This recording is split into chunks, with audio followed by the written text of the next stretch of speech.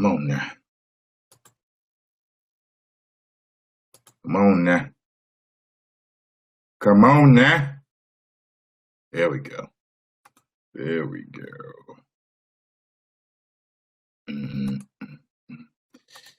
All righty. That's good to go. Now, leave this page and let's share it.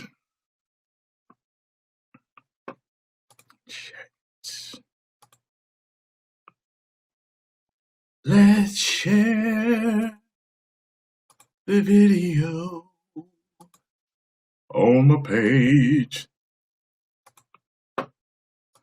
I make up my own songs on my YouTube channel. Yeah. Come on, nigga. Sorry, y'all. Hold on a second.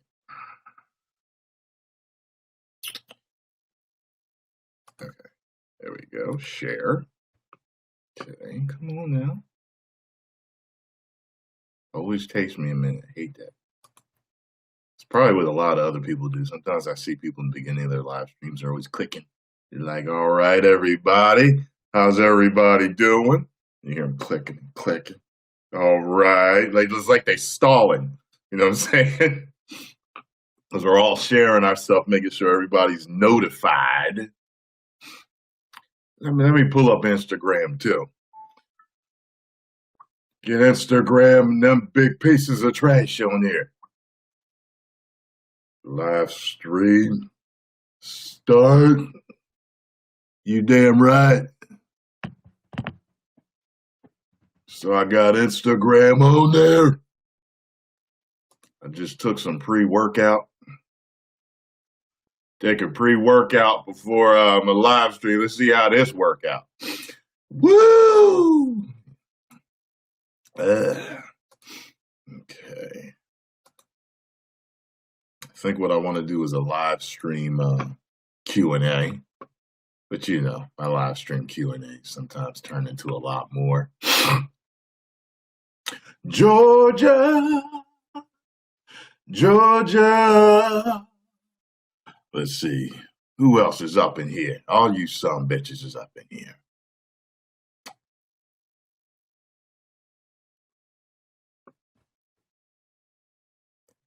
Oh, man, she's at the hospital.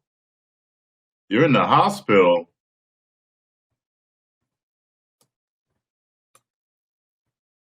What happened? How'd you get in the hospital, girl?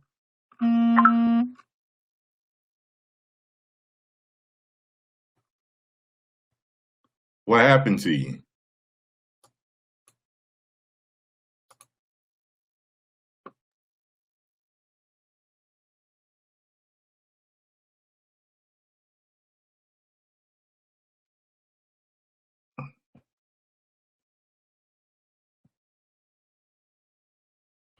Tyrone, do you mind if I call you Big T?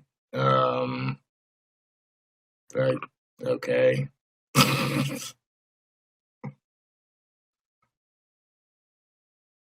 Sure. Okay, no problem. All right, let's see here. Let me pull up my comments and questions and stuff so I can answer some stuff. Messages, there we go.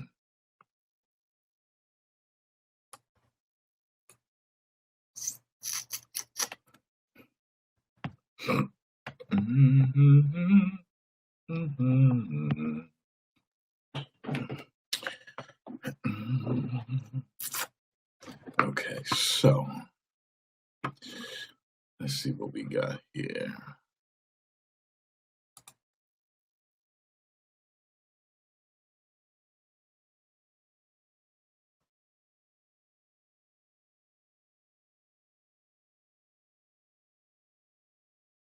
I like your hoodie.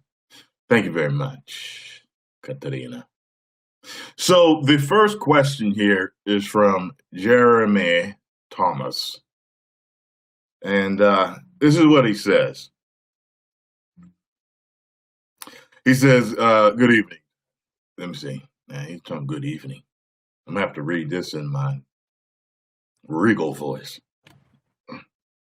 Good evening, Tyrone.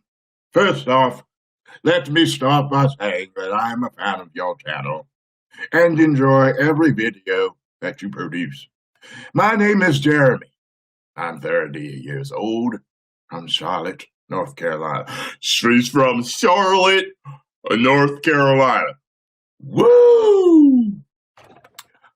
I am writing you because I have always been curious to know how YouTube personalities make money, or better, how you're able to make a living just on YouTube alone. I think it is absolutely amazing and honestly brilliant. I know several YouTubers where this is all they do, and they get checks from Google every month or so. I own a business on my own, so I know the reward of working for yourself. I also can see you on a bigger platform, such as TV. So my question is to you, sir. What are your long-term goals? How long will you keep doing YouTube? And do you want to get on an even bigger platform? Thank you for all you do, brother. I'm so proud of you, and keep up the good work. Well, Jeremy Thomas, you big piece of trash. If you've been following me and you love all my damn videos, then you already know that I've been working toward an acting career. The reason why I joined YouTube was two reasons. One was because, well, three reasons. One reason was because I wanted to know if I had what it took to be an entertainer. That was the reason first and foremost, because before I even went to IMTA, where, I competed against many other actors, it was just a point in my life where I was like, you know what? I got to see if I got what it takes. I got to see if I got it.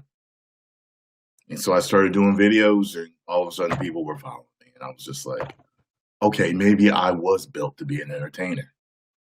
So then I went to IMTA, and I was, determined to win. But while determined to win, didn't expect to win, at the same time expected to win, if that makes sense. And I ended up winning. Actor of the Year 2012, couldn't fucking believe it. So many big time actors have actually been there and competed in modeling and acting and all these other things. And it was a huge privilege and push and boost and the most positive energy I've ever experienced in my whole fucking life, literally. The most. And after winning Actor of the Year, I was like, okay, now I know I really got what it takes. However, I had a regular job, and I did not have I was not financially well off, and I did not have well-off parents like a lot of younger people do that get into the business to take them to these auditions and cart them around the country, do all this stuff. So by the time I was done with IMTA, I literally, and I tell you, literally maxed out all of my credit cards, all my expenses, everything. I was exhausted. There was nothing more I could do. It was either go broke, going for my Hollywood dream, or find another way to fund my career as an entertainer. So I said, you know what? I have heard of many legends of people starting careers on YouTube and being discovered through the side door, so to speak, by Hollywood. They've built their following and legions of followers on YouTube. Perhaps I could do the same. So that's what I said. Why don't I focus on this? Because these people are also making a living. Okay?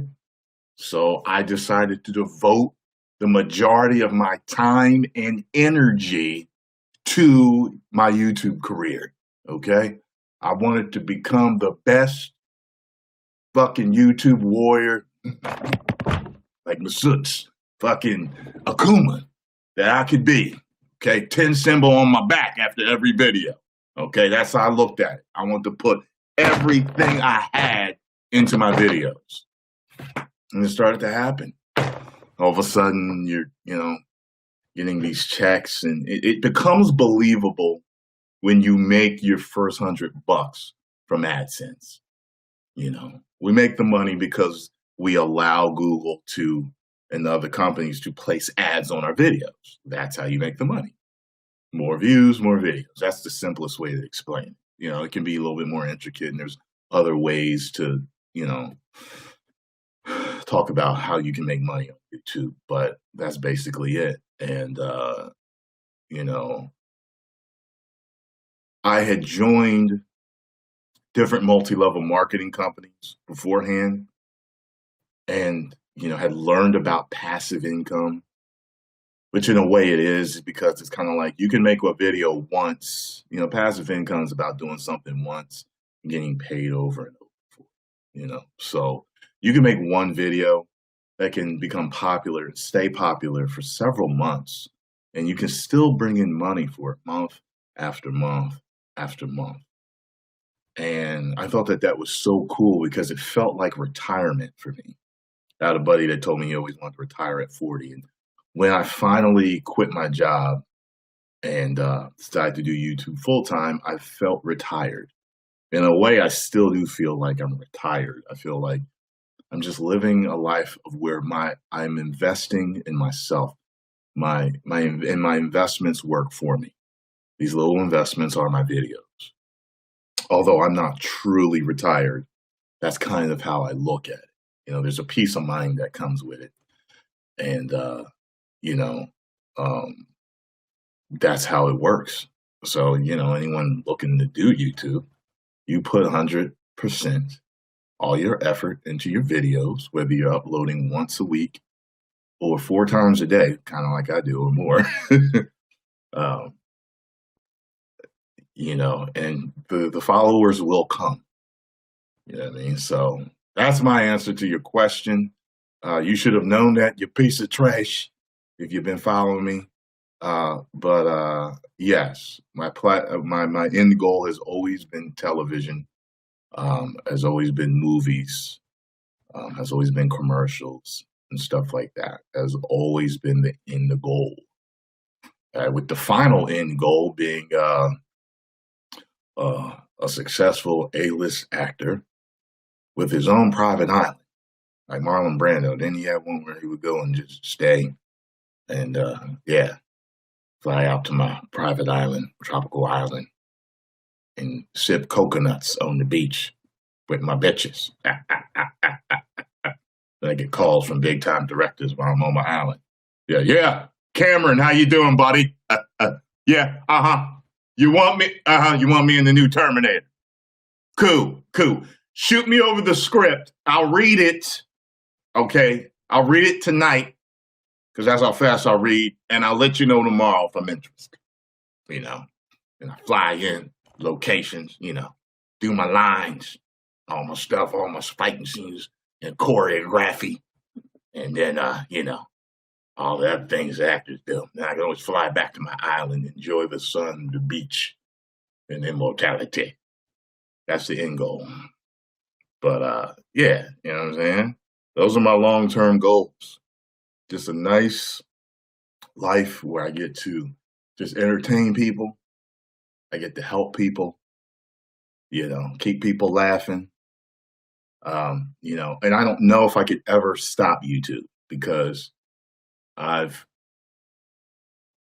realized that, and this might sound bad in a way, but it's still good.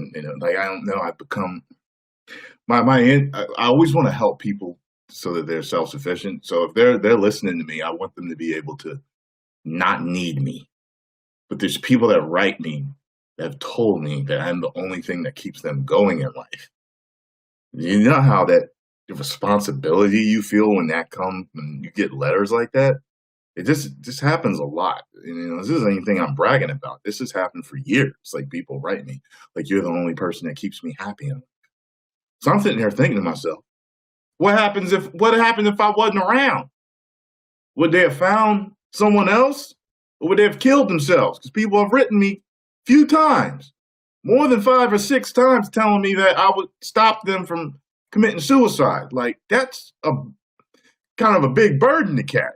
You know what I'm saying? So, you know, because I enjoy what I do, I want to keep people laughing and having fun, because, a lot of times life can just beat you the fuck down. And I've got my own problems in life, and there's certain things that I watch and see and do and read and listen to that help keeping me from walking off a bridge. Although I would never commit suicide, like, I'm just not that type of person. But I'm speaking figuratively here. I'm not gonna let myself get that down in the dumps. But I understand what it is to be low, to get low, and to feel like you have nothing else. And like, if I had to thank 2 people in life, that really, really helped me, as far as like in either in the success biz or the entertainment or inspiration or whatever have you, it'd be the 2 authors, Robert Kiyosaki and Kevin Trudeau. They helped me the most. Those are my personal adventures in life. They helped me the most.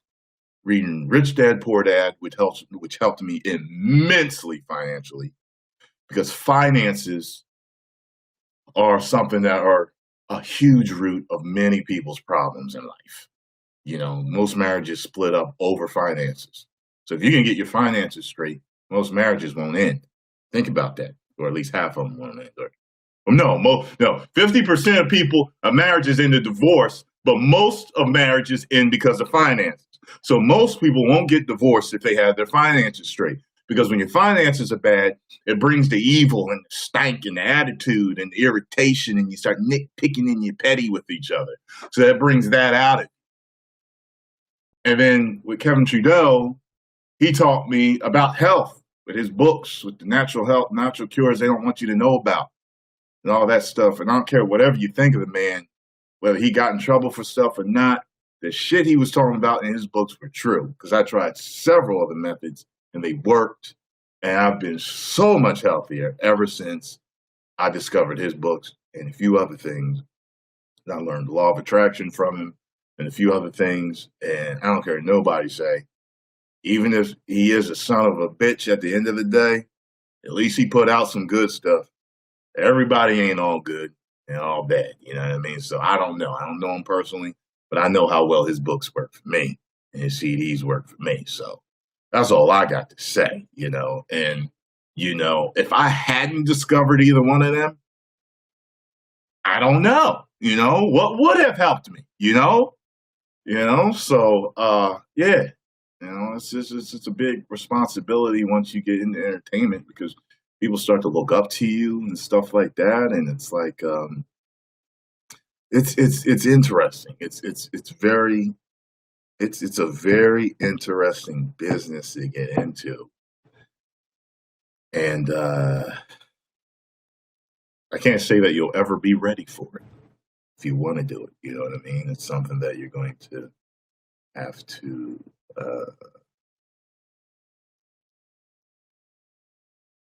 take it as it comes, day by day.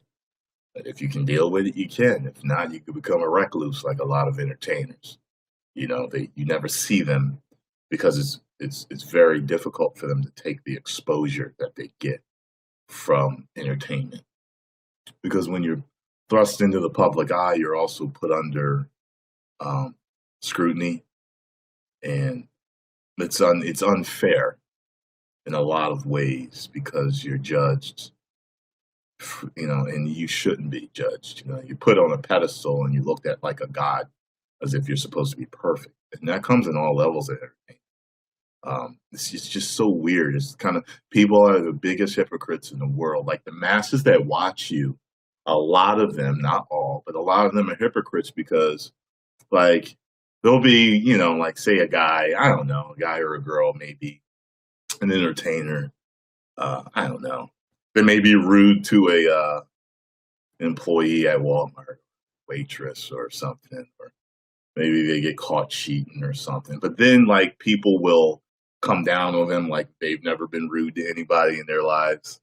Like they've maybe never flirted with someone they weren't supposed to flirt with while they were in a relationship, or something like that. It's like it's weird. It's like that. It's like that politician type of stuff where, if a politician snaps at somebody at Starbucks, all of a sudden you don't want to vote for them because they're a bad person.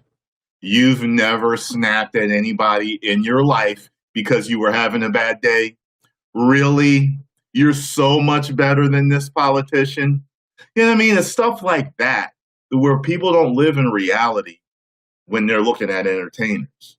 And you're put under this microscope for how you dress and how you look.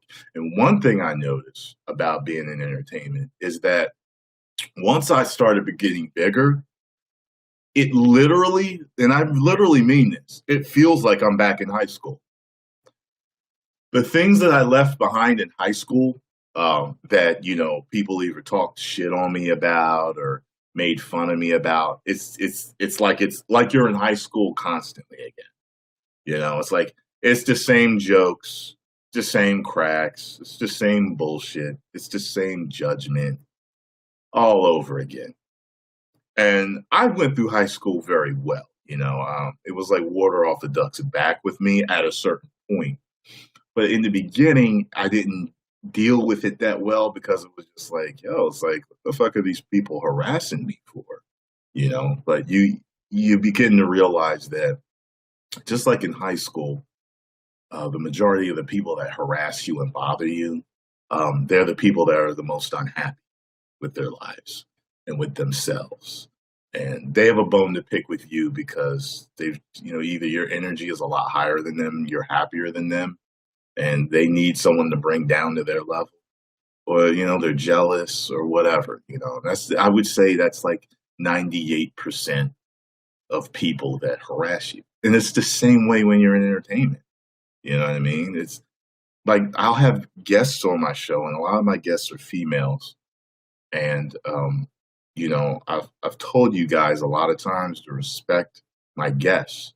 And there's plenty of you that don't respect my guests. You come in, you tell my guests that they're ugly. You tell them that they're whores, that they look like whores, that they're fat, they're stupid, they're ugly, all these different things. And I'm thinking to myself, because I'll recognize some of you, and I'm like, this is the same guy that was commending me in my last video for helping him out, or this and that. And I'm like, but then he'll come to my video and then he'll trash this girl and make her feel like she's a piece of shit.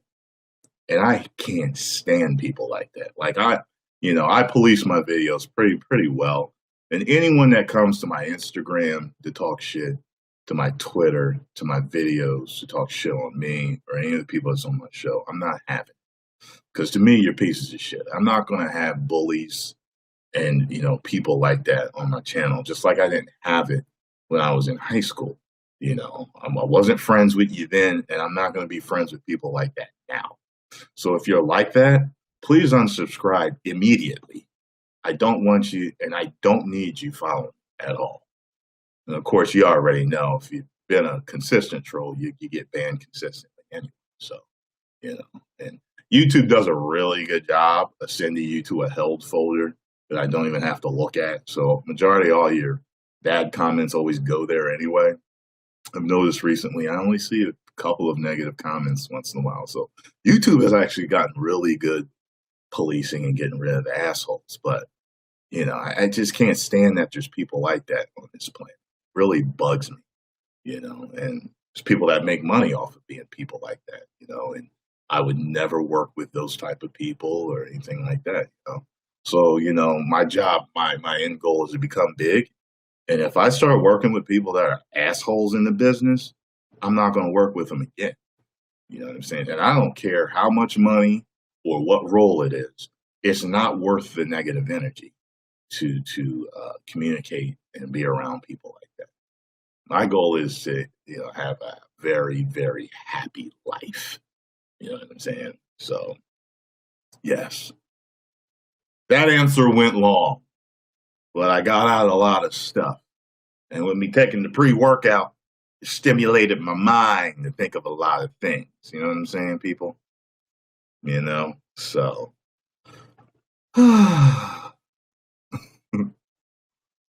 let's see, what is next? Yeah, it's kind of a stress reliever. I'm very good at relieving stress on my own. I think because I work so much at um, you know, self development.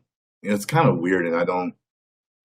And this isn't me bragging, but I don't like. I'm the friend that a lot of people come to, but I don't. There's no friends that I really go to ask for help.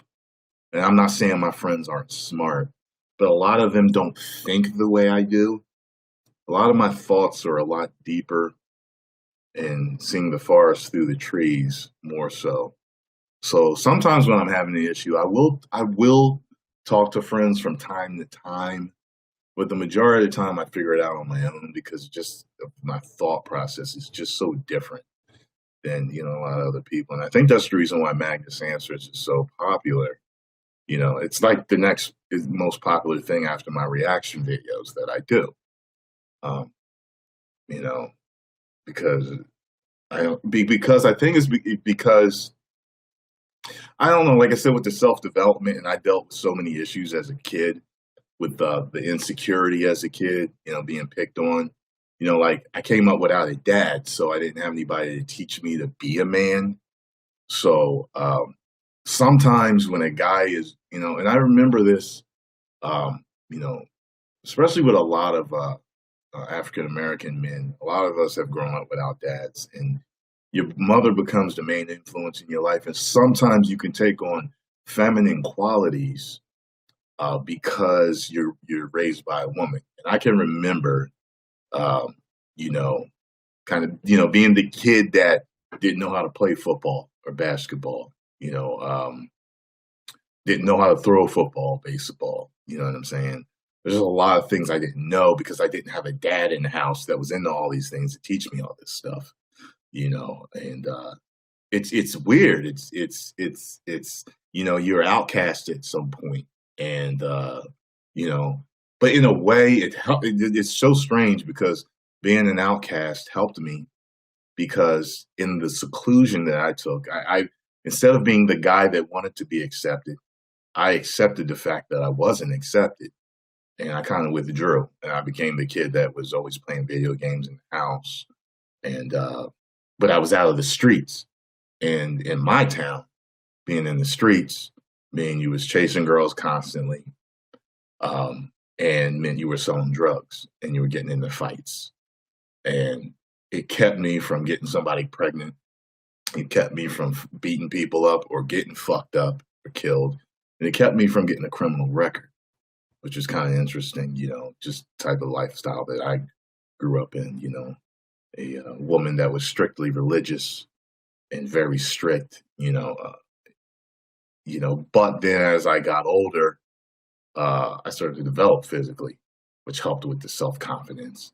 And then as time went on, just learning other things about being a man, just, taking care of your finances and being successful and ambitious and, being charismatic and, also knowing how to talk to women, like all that I taught myself, which is, it took a fucking long time. You're looking at still a work in the progress, you know what I mean? Like, so a lot of you guys that follow me, if you're having a hard time with being a grown man, with taking care of your finances, with being ambitious, with setting goals, with dating women, just know that it can happen. Just know that you're not stuck where you are. All this stuff is attainable. You can become the ultimate version of yourself and be all the things you want to be, but you got to work at it. It's not easy, and you got to work with the cards that you dealt. Some people are born privileged. Some people are born rich with a cool ass dad and a bomb ass mom, and you're taught all the things you need to know. And sometimes that can inadvertently fuck them up. Being privileged and having everything can make them weak because they never had to work for anything. I think the best combo probably is parents that are the kind of best type of parents that knew how to make you responsible and make you work for things in life. You know what I mean? But I don't know if there's many of them out, you know? So coming from adversity can really make you strong, but it can leave you with a lot of demons inside, you know? And the problem is if you can't defeat those demons, you become a demon yourself. And that's the majority of people. Most people die with the majority of their dreams unfulfilled, their goals and ambitions buried, and they never become what they want to become. That's the horrible part about it. You know what I mean? So, but I never wanted to be that. And I can remember when I was a kid admiring superheroes a lot, you know, even though they're not real. You know, what they tell you, shoot for the moon, and you might land amongst the stars. You know what I mean? So when you set your goals, you know, like when I started working out, it's like I want to look like that. You know, I heard Arnold Schwarzenegger would kind of look at superheroes and want to, you know, or craft himself kind of like superheroes or something like that. And that's what I'm kind of looking at. Even though superheroes are kind of unattainable, they're still, you know, when you set the bar high, you'll go as far as you could possibly get because your bar is so damn high. You know, you don't set your standards low. You know what I mean? So that's what I mean. You know, I wasn't the nerdy, geeky guy that just loved superheroes. I wanted to be that. I wanted to look like that. Like, yo, like, look at Peter Parker.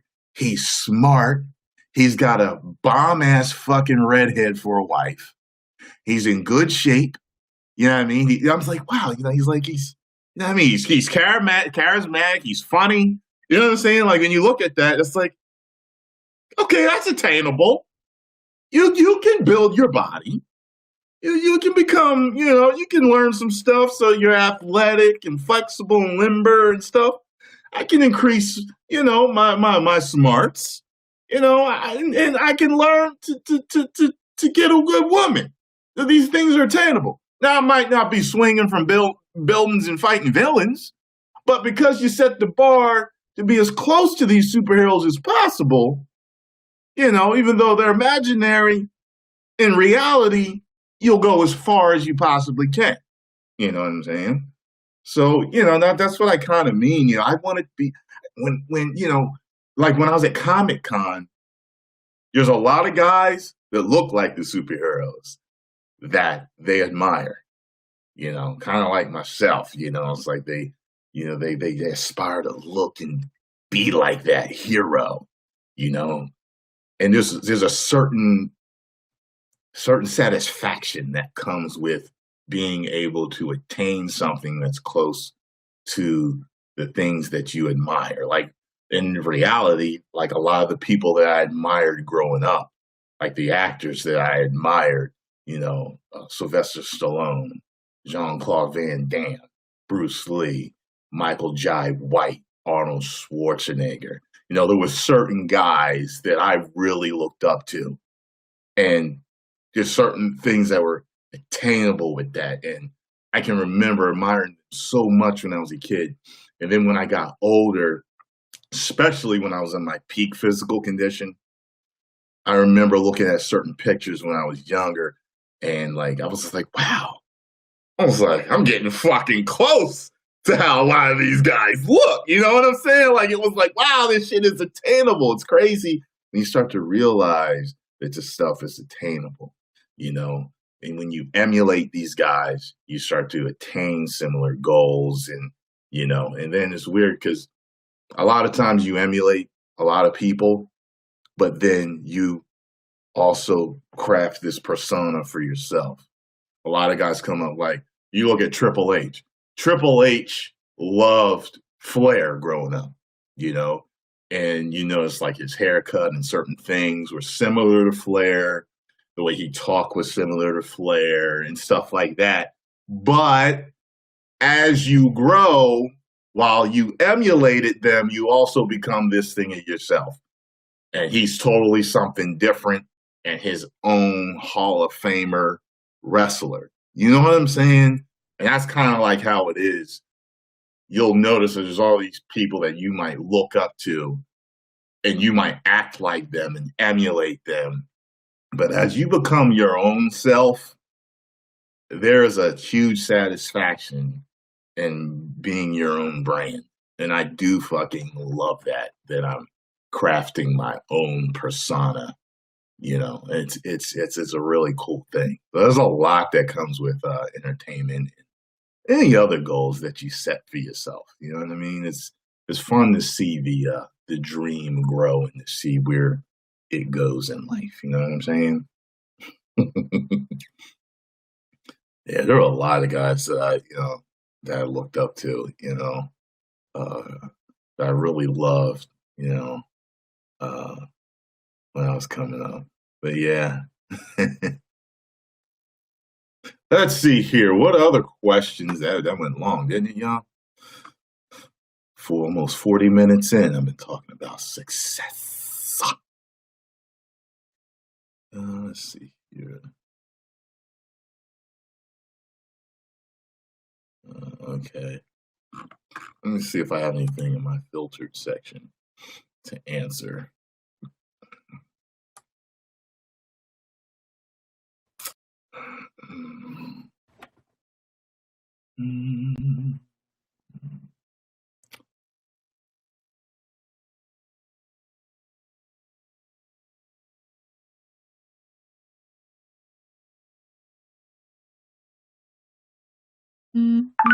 What do you mean if someone steals your dreams or your ideas?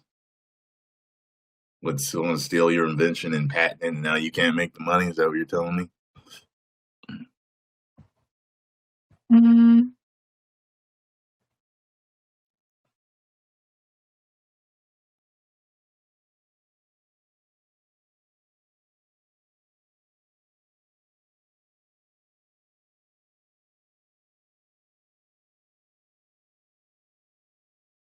Okay, let me see something here. Hmm.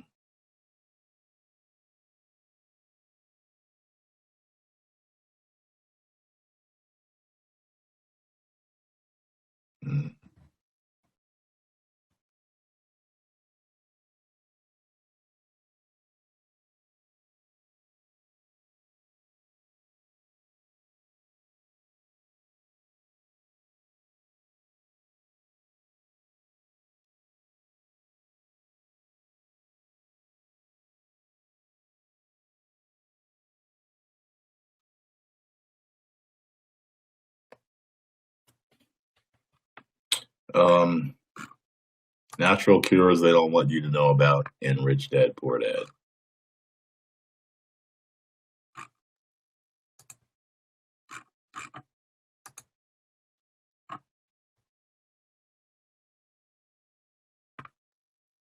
So here, looking for more questions. Mm. Mm.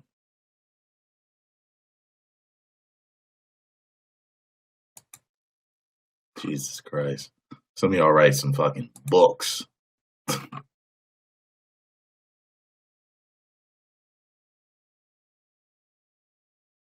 Glad I helped you out, Holly. Or Holy. Yeah, man. A lot of people settle in. They settle into that damn rut. They settle into that damn rut. It's hard. Do y'all understand, yo? Y'all only see me for a portion of my life every day, and it is hard to stay motivated to do certain things. It really is. Like it's not easy for me. By no means don't think that it's easy. It's not easy. You know what I'm saying? It is not easy. Yeah. The Undertaker's just gonna have to wait. I'll react to him later.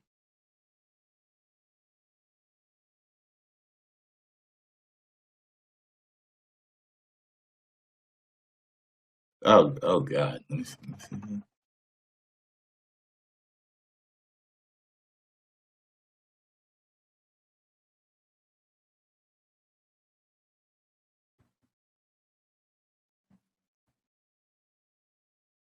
You talking about don't include it in a video? That doesn't make any sense. Why? And then it's weird. This dude's telling me about how his friend lost her virginity, but he doesn't know how to look at her now. Okay, well, it's not detailed enough. What am I? Okay.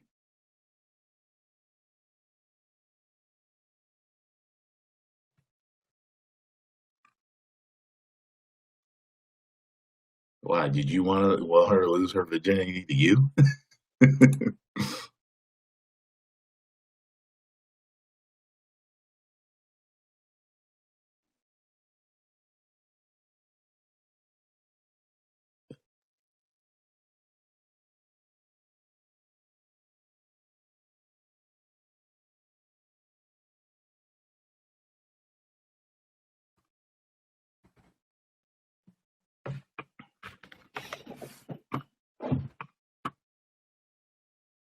No, I didn't start my Parker yet.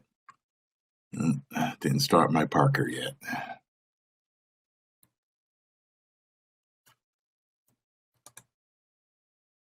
Let's see what this dude says here. This is 2 months ago. He says, was this girl keeping me on the hook? And should I cut contact with her now? Hey, Tyrone. So I met this girl at work a couple months ago. We hit it off immediately and would text or message each other almost every day. Sounds good so far. She showed generic signs that a girl likes you. You know, she would playfully punch me, touch my chest, arms randomly. This one chick, she never mind. I ain't gonna even go into that. Y'all know, never mind. I thought she get this up. I thought she may have liked me, so I asked her out. She rejected me, telling me that it was complicated. Okay, well, then this sounds like she probably was interested if she said something like that. But we still kept talking regularly afterwards. I later found out from one of her coworkers that she was seeing a guy. Okay. I subtly asked her, but she would change the subject. Eventually, she told me that she was talking to a guy she used to date. From that day, our communication with each other has reduced. Even when I text or message her, she would either take a day to reply or wouldn't even reply. Other days, she would randomly text me, and when I try to carry on the convo, she wouldn't reply.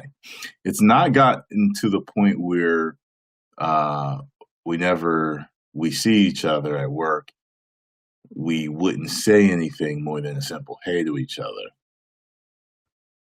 I've already deleted her from my Snapchat, and now I want to delete her off my Facebook. But I'm afraid she'll think I'm immature if she ever notices. I really liked her. We had so much in common, so I just feel like crap whenever I see her picture on my feed or whenever she tags the guy she's seeing. Okay, well, put it this way.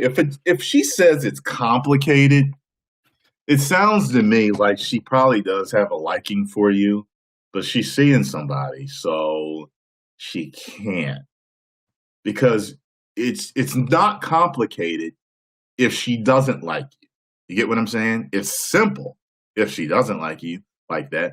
Simply put, I'm seeing somebody. I only see you as a friend. Okay? So that's simple. You know, it's like, no, I only see you as a friend, and that's it. So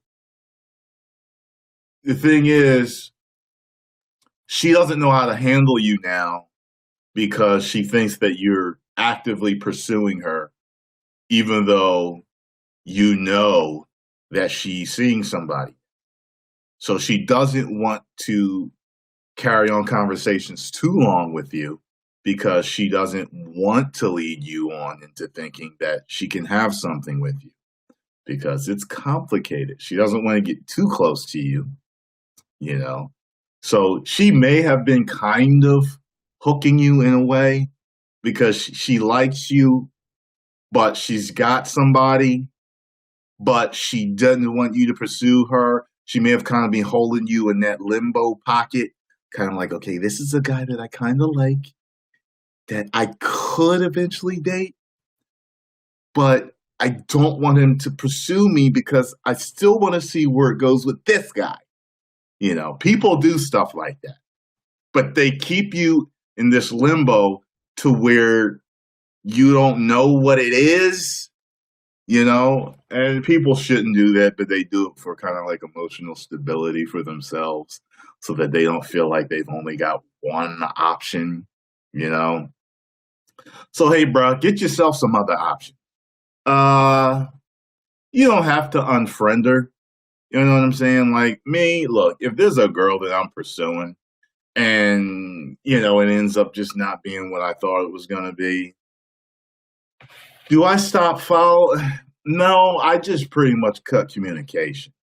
I won't talk to you anymore like I'm pursuing you. If you give me signals and do shit that lets me know that you're not really interested in me like that, why would I keep pursuing you hardcore like I was? That doesn't make any fucking sense. You know what I'm saying? And don't get mad if I stop because you're the one that let me know, you know?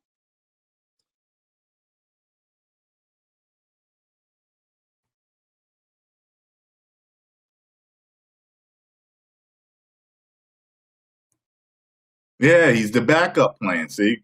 Yeah, that's what I'm saying. He's kind of like that backup plan, man. Yeah, you know, I'm telling you, man, listen. And a lot of y'all sometimes you'll be like, hold on a second. Y'all be like, oh man, but she's the hottest girl that's ever liked me or the hottest girl I've ever been out on a date with. I can't tell you how many times I thought to myself, oh my God, this is the baddest girl I will ever pull. Like, you think that to yourself?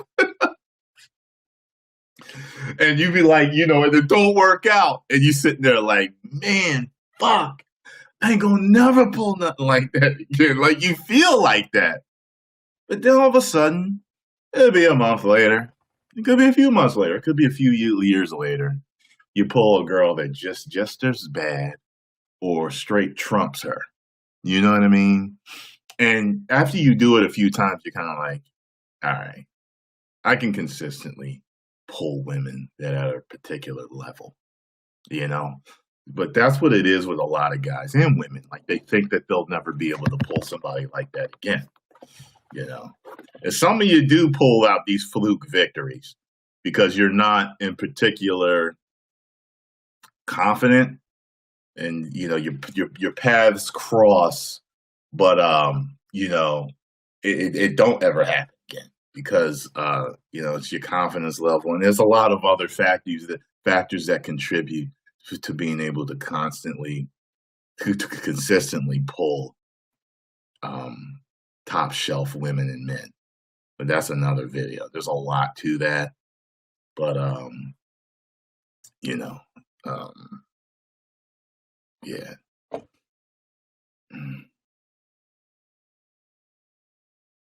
And some of y'all got low standards, just so you know. Some of y'all got some real fucking low standards. Some of y'all have seen women in my videos, or, you know, like sometimes y'all, you know, think like that is like the epitome of top shelf, and you're absolutely wrong. Like, and so wrong, it's a sin of how wrong you are. You know what I'm saying? Like that type of shit. But you got to broaden your horizons with people. And the girls are like that too. Like sometimes y'all really like, you know, I have a lot of female friends, and sometimes I'll hear these stories about certain guys. They'll make these guys out to be like gods. And like once they're telling me about them, I'm like, do you realize what you're dealing with? What type of guy you're dealing with?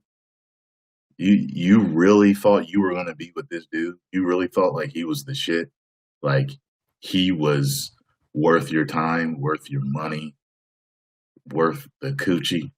You gave that dude the pussy. Do you know how lucky he was to even pull a chick that looked like you? You know what I mean? Like it's just like sometimes, you know, it goes both ways, man. A lot of times you pull people who you are mentally. You know, a lot of people match up because they're mentally at the same level, you know.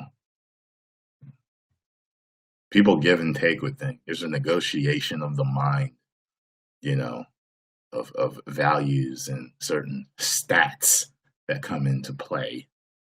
That's why you see a lot of really hot women with guys that have a lot of money, because of money, success, and stability, power, influence, things like that are kind of things that make a woman feel secure.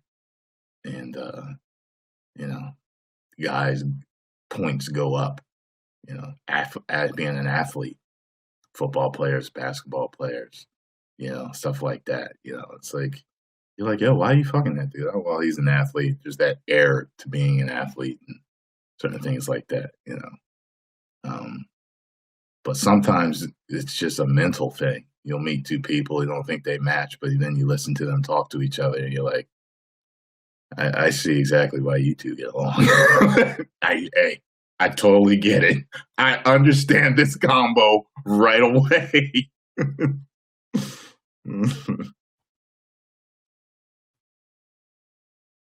Lana and Rusev. It could be. It could be. And sometimes, sometimes, like, I've seen chicks to where I'm like, that was your ex? How in the fuck?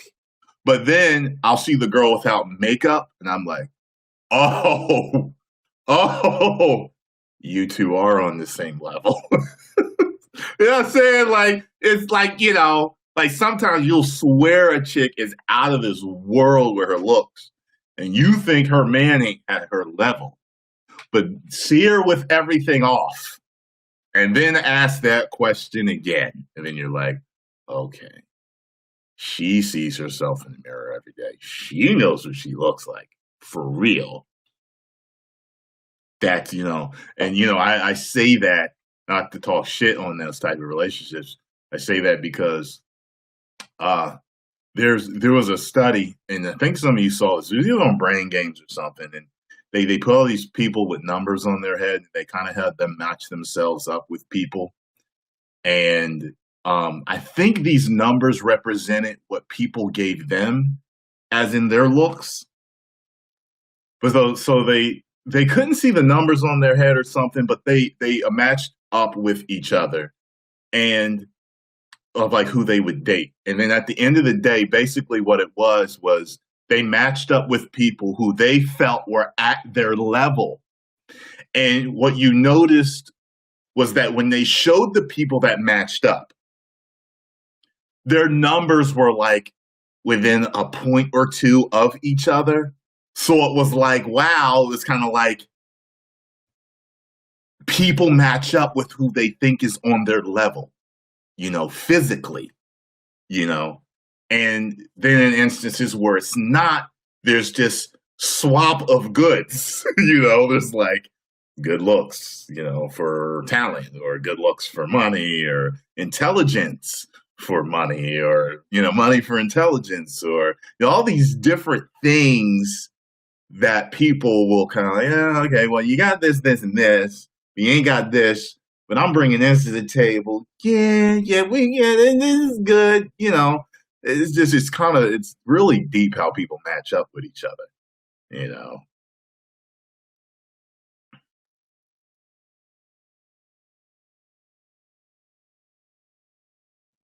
It's funny. I think men come to the table more matched up, better than more revealing more of the truth than women.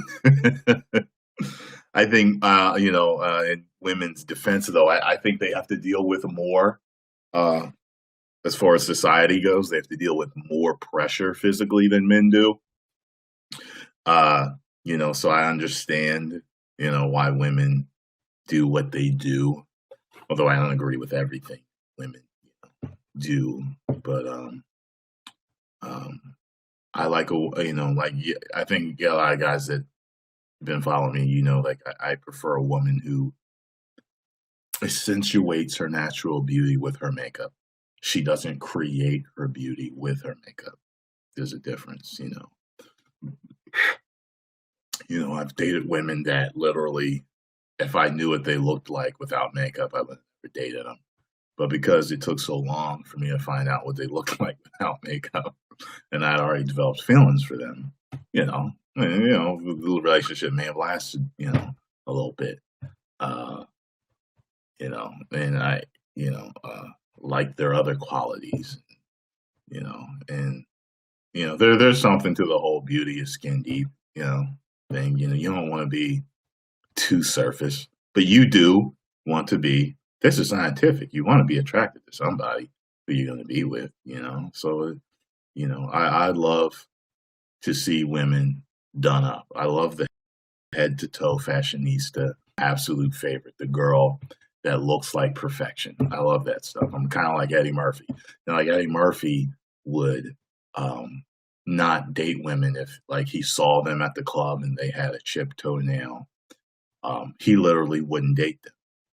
I don't want to say that I go that far, but I just like women that take a lot of pride in how they look from head to toe, from their hair to their toes. I like that.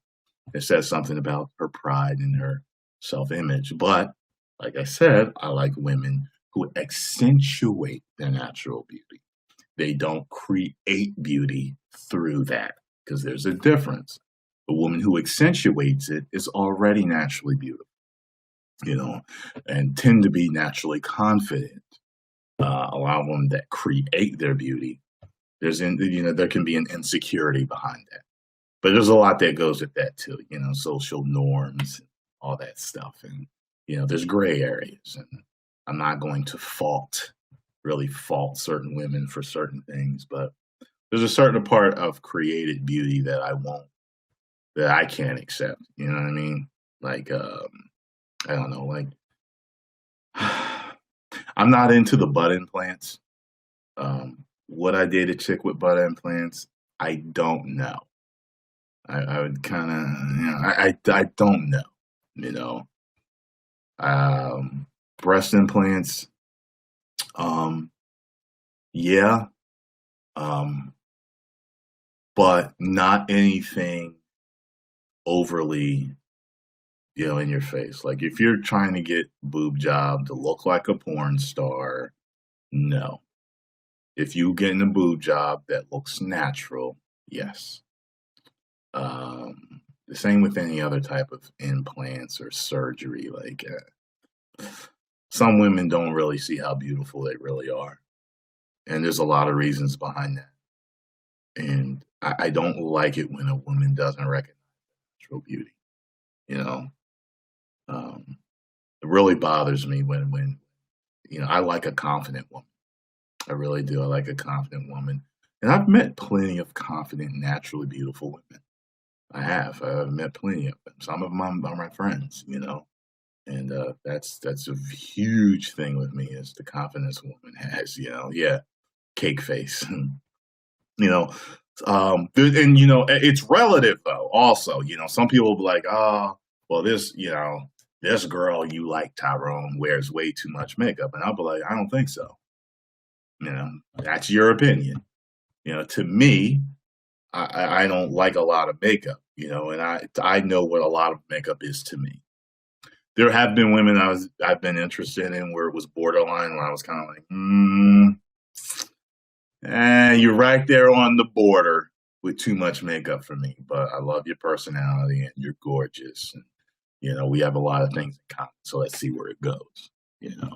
But confidence is big with me. And if a woman can't see her natural beauty, that bothers the hell out of me.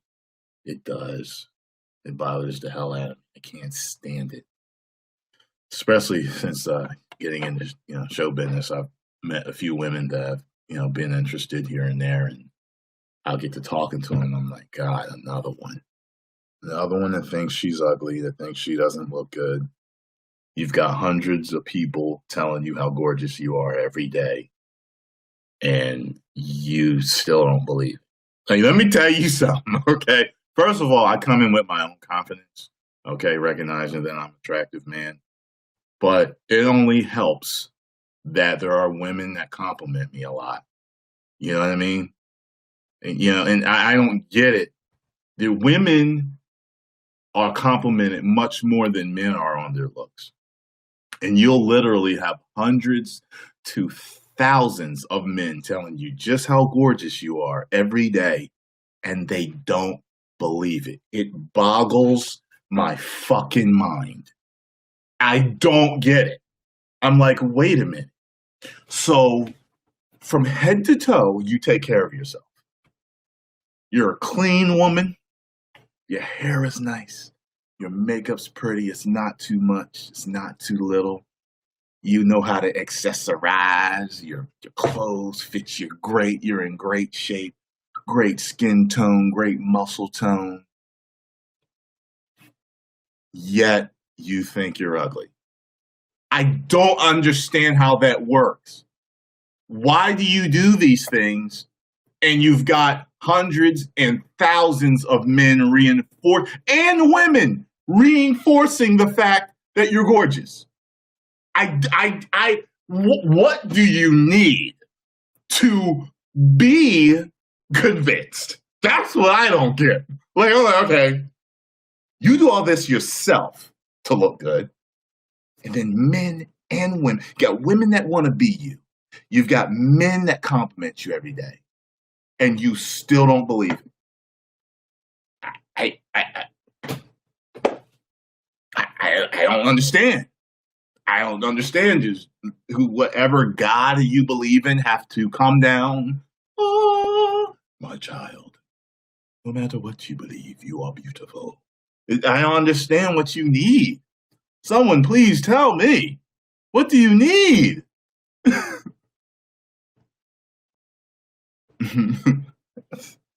don't get it, man. I don't get it. You fucking go to bed. Don't tell me what the fuck to do. Get off of my fucking channel. How about that? I'm on a rant tonight. God damn it. And I'm about to eat some fucking a brownie.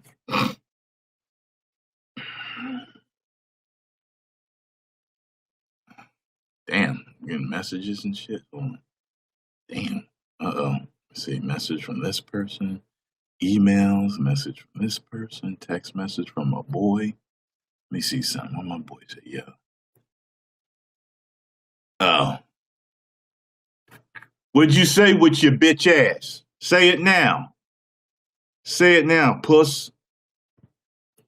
My boy just told me he was trolling me, but I ain't say it. What you say with your bitch ass? Say it now.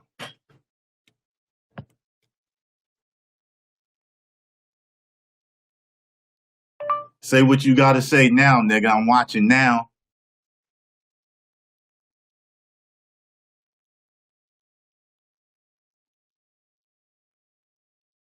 Make me fuck him up. That's what's gonna happen. Punch him in his black face. Brownies are the devil, so y'all know. The brownies ain't gonna knock me out. Shit. I'm one of them people that can drink Pepsi and go to bed. And I'm gonna be fine.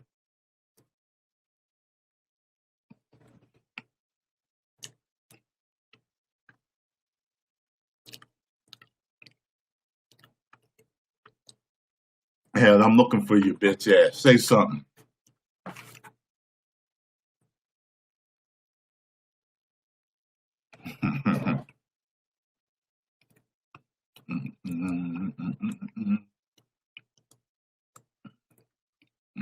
Damn it.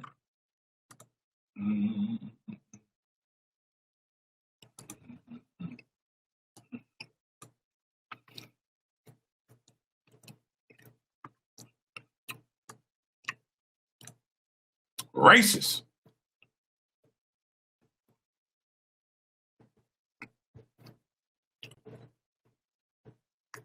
Hold on a second.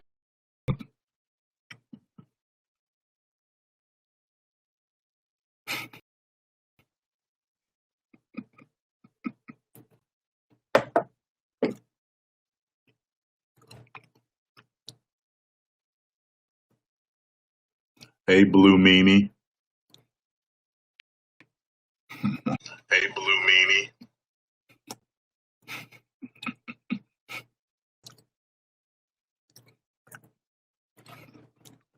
Different person. Oh, good Lord. I just saw one of my stalkers get online.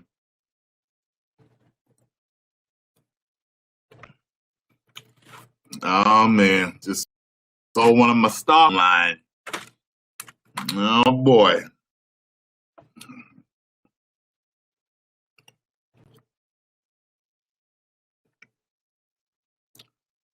What's boring, Kevin? Hmm? Let me know what's boring. Tell me what's boring. Because I'm gonna fix it for you real quick. Let me know what's boring, Kevin Ortiz.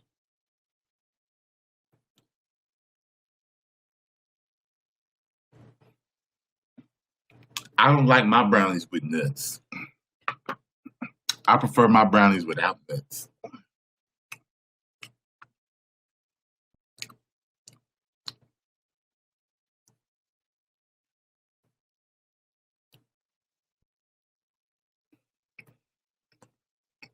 Yeah,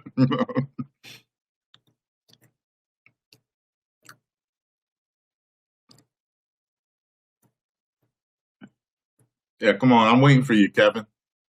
Tell me what's boring.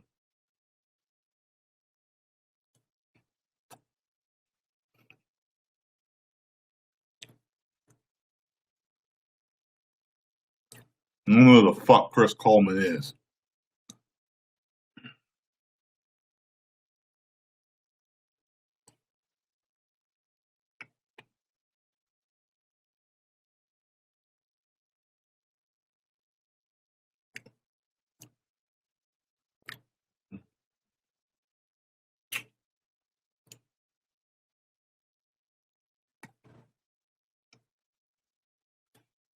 That's right. I don't like nuts at all.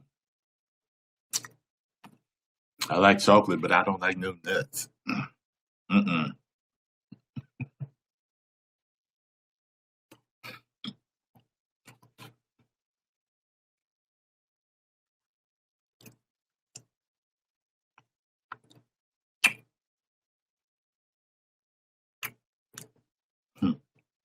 Yeah, Kevin ain't never answered me.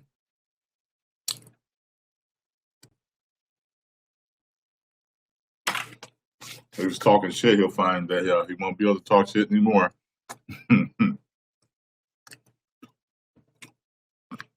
don't come to my channel disinfected me. You know what I'm saying? Princess Lily X. I've been told that my eyes are very interesting, very perplexing to women. I've been told that. What are you trying to say? Explain yourself.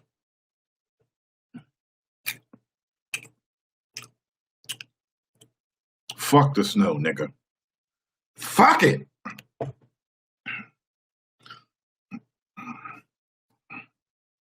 But I'm looking into buying a house in this area because Bree says it's the lips that you need to pay attention to.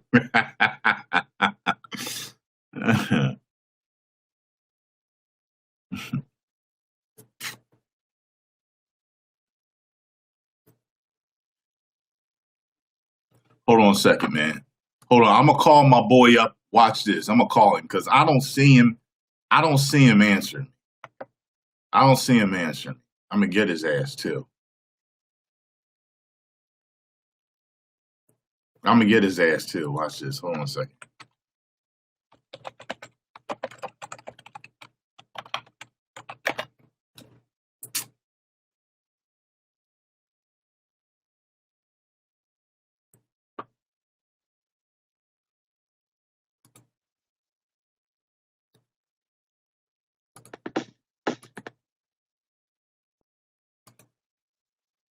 I'm gonna get his ass. I'm gonna get his ass. Watch.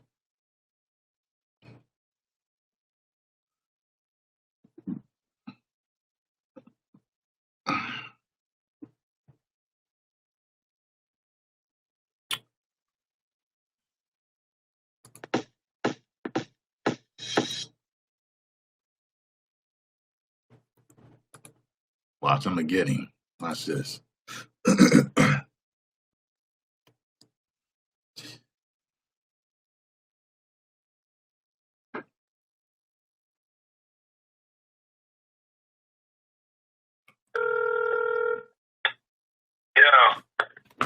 Hey, yo, nigga, how come every time I call you, I'll be hearing this shit in the background?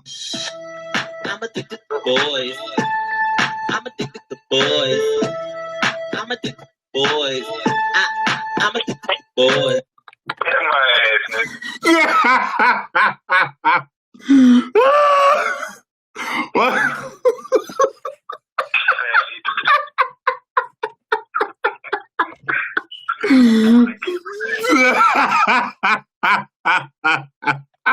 So,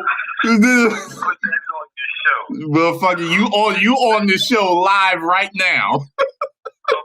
Yup. Hey, what's up, Magnus? He's a humpback bitch. I'm gonna have this punk motherfucker on the show one of these days, for real. And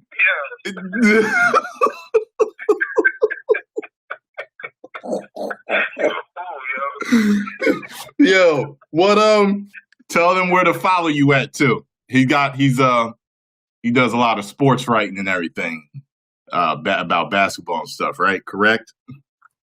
Yeah. So I write the slam. Oh no, I can't. Yeah, I don't want to say the publication because I was up there cursing and acting crazy. But yeah, follow me for the Miller Report. Okay. Basketball stuff. I'm based out of Philly. Okay. Make sure y'all follow him on Facebook, his Facebook fan page. Hey, wait, do you have a website or is it just the Facebook fan page? Website is up there. I got a Facebook fan page, Miller Report 1. I'm on Twitter as Miller Report. Also Instagram, Miller Report. All basketball stuff. Okay. Cool. All right, so I'm gonna let you go. I'm gonna have you on here. We're gonna be talking a whole lot of shit when I have you on. I swear to God. We're gonna be telling all the old stories. Yeah, me and him got some good fucking funny old stories to tell y'all too. Yo, what social media network you on right now? I'm on you now, and it's streaming to YouTube. So I don't know why you was on my Instagram. That's why. Okay. Yeah. I'm gonna check you out. Okay. I'm gonna be back on the Instagram actually as soon as I get off of here. So. You said it's on YouTube right now? Yeah. All right. Yeah, but I'll be, like I said, I'm gonna be streaming on you now again. I mean, you Instagram again. All right, that's what's up. All right, talk to you later. All right, boy. Some of y'all remember me when I was on my Instagram feed the other day, and I said, yo, my streets is looking like Randy Miller. That was him. That's him I was talking about. I was making a dark skin joke with him. I told him I was talking shit on him too. He's like, fuck you.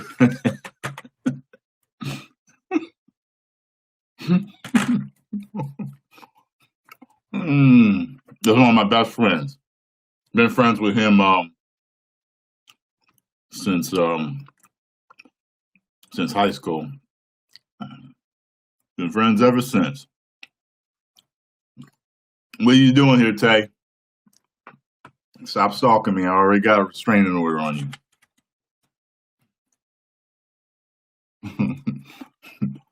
Yeah, wait till you see me and my boys.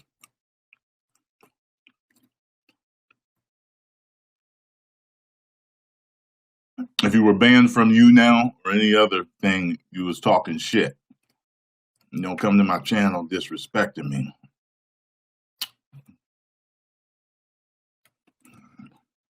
But some of y'all are so dumb, you don't even know that you disrespecting people. You're that damn ignorant.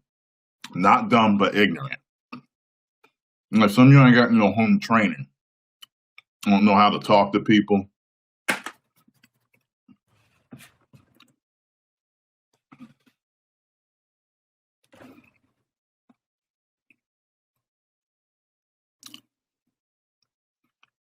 Some people be coming to my channel saying shit like, yo, Tyrone, I love your channels, but don't have that ugly bitch on your videos again. I can't stand her. I'm like, first of all, that's my friend. So now you're banned. Like you, how you, We got no fucking home training. I'll speak to people.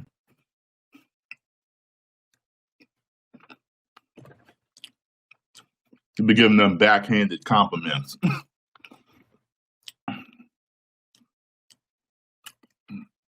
This is the way it goes on my channel. If you ain't got nothing that's nice to say, don't say nothing at all.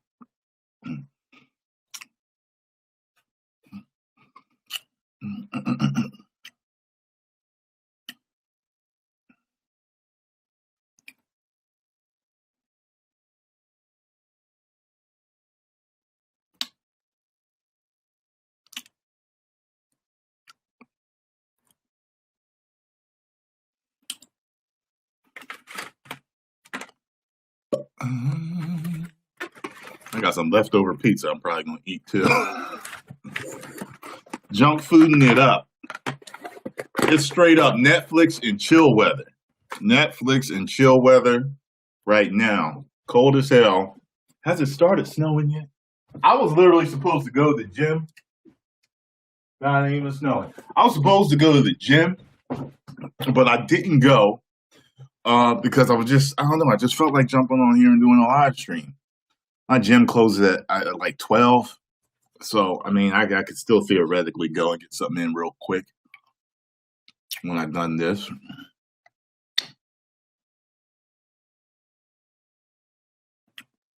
What's happening, Sky? Yeah.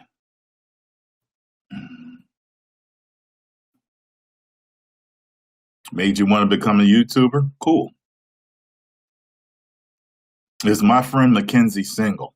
Yes, she is. Mackenzie is single. Mackenzie is a ball of erratic, ADHD, intelligent, neurotic fire.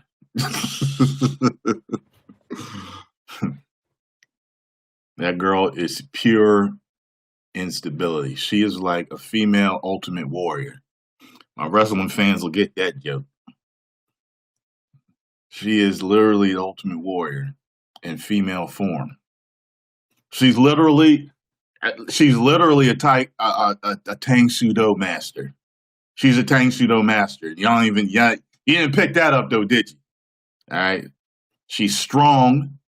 Okay. Real smart, like 4.0, one of those gifted, scholarship getting people.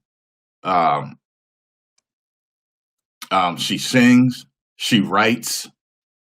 I've seen her poetry, and if you got to be on point to understand her poetry, you have to be ready to go to the depths of the sea to understand her poetry, or you're not going to understand it. You know what I'm saying? Like, she's a real smart chick. That's why I say she's like a female ultimate warrior. Man, the ultimate warrior would cut them promos. And as a kid, you never understood them. And then, as an adult, you might not understand them. But if you're on point with your thought, you actually will understand them. And I remember listening to the Ultimate Warrior a few times. Like, remember when they made the DVD, the self-destruction of the Ultimate Warrior? I remember he was, they would show clips. They were showing clips because they were talking about how crazy his promos were. And I was like, I was sitting there listening, and I was like, I understand what he's saying. So I'm thinking to myself, okay, does that make me crazy? Or am I just intelligent enough to understand what he's saying?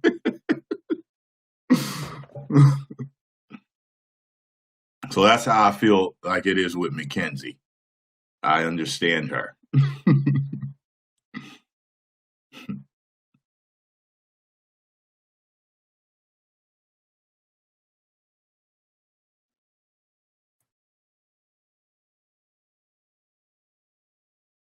Hey, Virgo, sometimes what you might think is nothing is actually something.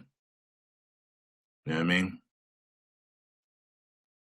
We all know a guy or somebody or whatever that has said something or did something at a party or said something to a girl, and he didn't know why she was offended, but y'all was like, yo, why the fuck did he say that?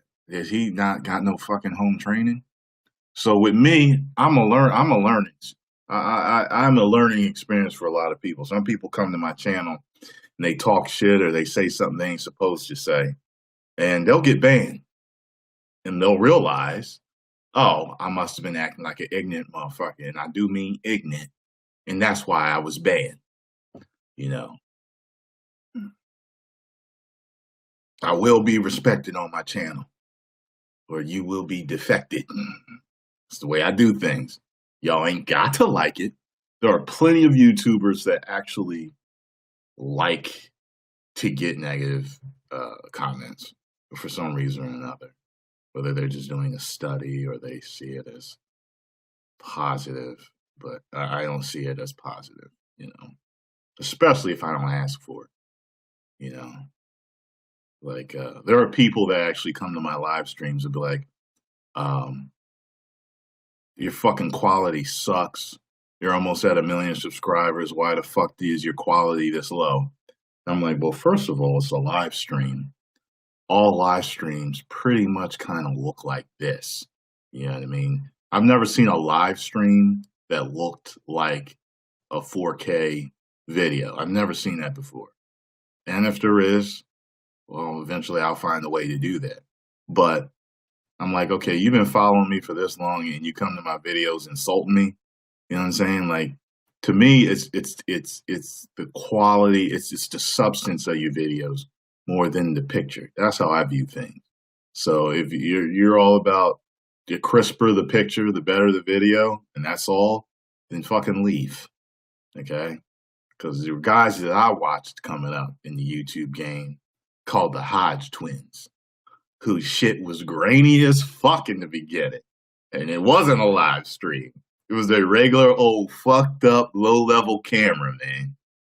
And I was like, yo, these motherfuckers are hilarious. Hilarious. And I watched them for the substance of their video. Now, oh, look at this grainy crap. These guys are doing YouTube. How do they expect to be successful? Motherfucker. Sitting there doing nothing your damn self. I'm sitting here ambitious, working at a plan, you know, getting better and better. And you're harassing me about live stream video quality. Really? That's what you want to do with your life? Okay. That's how I see it. Some people might say, hey, Tyrone, just listen to them and get a better camera. Fuck them. Okay? Because I wouldn't have got to close to 1 million subscribers if I was doing something that wrong. You get what I'm saying? I'm going to attract the people that see my videos for what they are. My videos are me. That's what my videos are. And this is important too. When you get on YouTube and you are bringing several things that are specific to yourself, to your videos. So, for example, there are guys that are literally editing masters. That's what they bring. People subscribe to them because their videos are entertaining, but they're edited so beautifully that that is the pleasure, the main pleasure in watching them.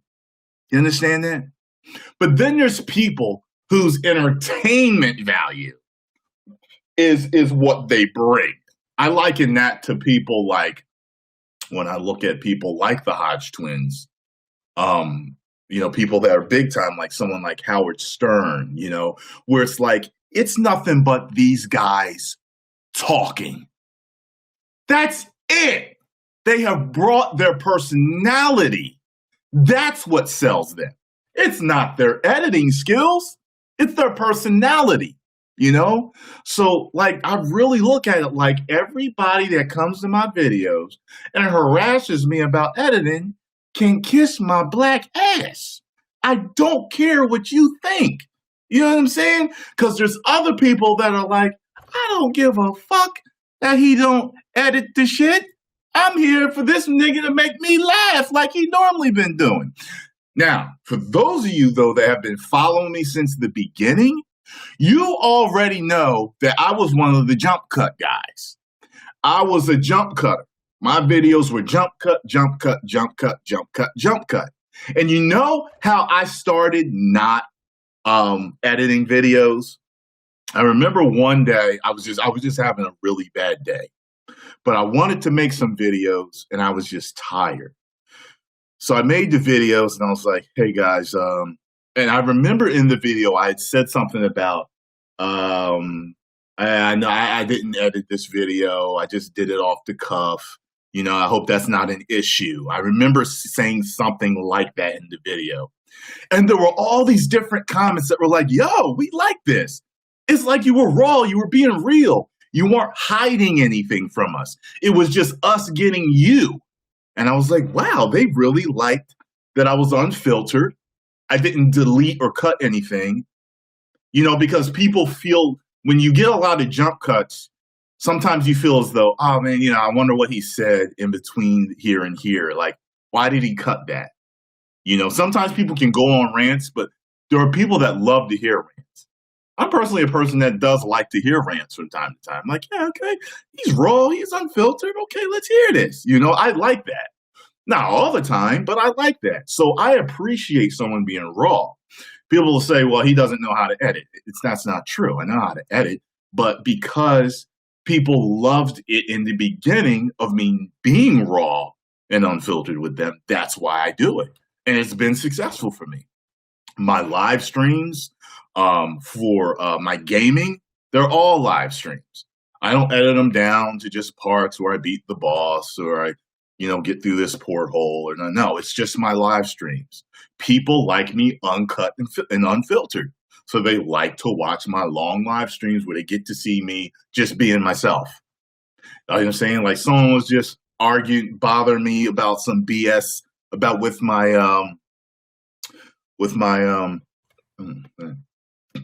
Walking Dead reaction.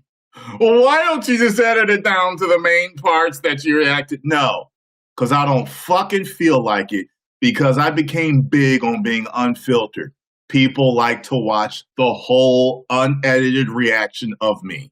If you don't like it, there's the door. Right there. Yeah. Don't let the door hit you or the good Lord split you. Woo! You know what I'm saying? And people will continue to subscribe to me that like my form of entertainment. You know what I'm saying? You can't please everybody in entertainment, just so y'all know. You can't please them all. Not everybody's going to like it. That's something you got to get used to. You know, and there's going to be people that think that your channel revolves around them and they have kind of like the right to tell you how to run your channel when your channel's already successful. You know, it's kind of different if your channel's like, I don't know, floundering or dead, you know, like you just had, I don't know, 20 subscribers for like 3 months. You know, like seriously, like if you have got a floundering channel like that where you're like literally like only at, you know, whatever, you know, subscribers and your subscribers like never grow, then that's an issue. You might want to start listening. But if you got a vision, stick to it. As long as your channel is growing, that means you're doing something right. You know what I mean? You're doing something right as long as your channel is growing. You know what I'm saying? So, but if your channel all of a sudden starts losing massive amounts of subscribers and it just keeps going down and it's consistent and it just keeps going down and down and down, then there's an issue. You know, there were people that didn't understand the whole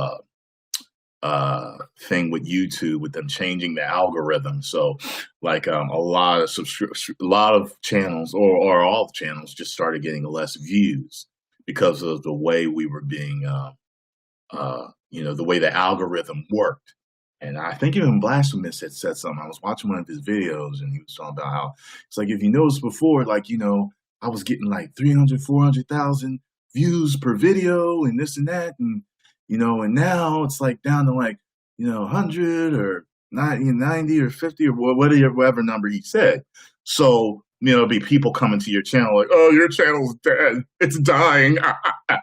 They just don't realize that it was the algorithm that changed. So it changed how you were being placed on YouTube and all that stuff.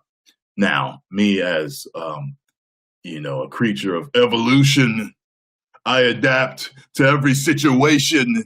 And it doesn't matter if YouTube changes their algorithm. It doesn't matter if how they pay us. I'll adapt so that my channel is still successful. I'll marry the boss's daughter. I'll kiss the boss's ass.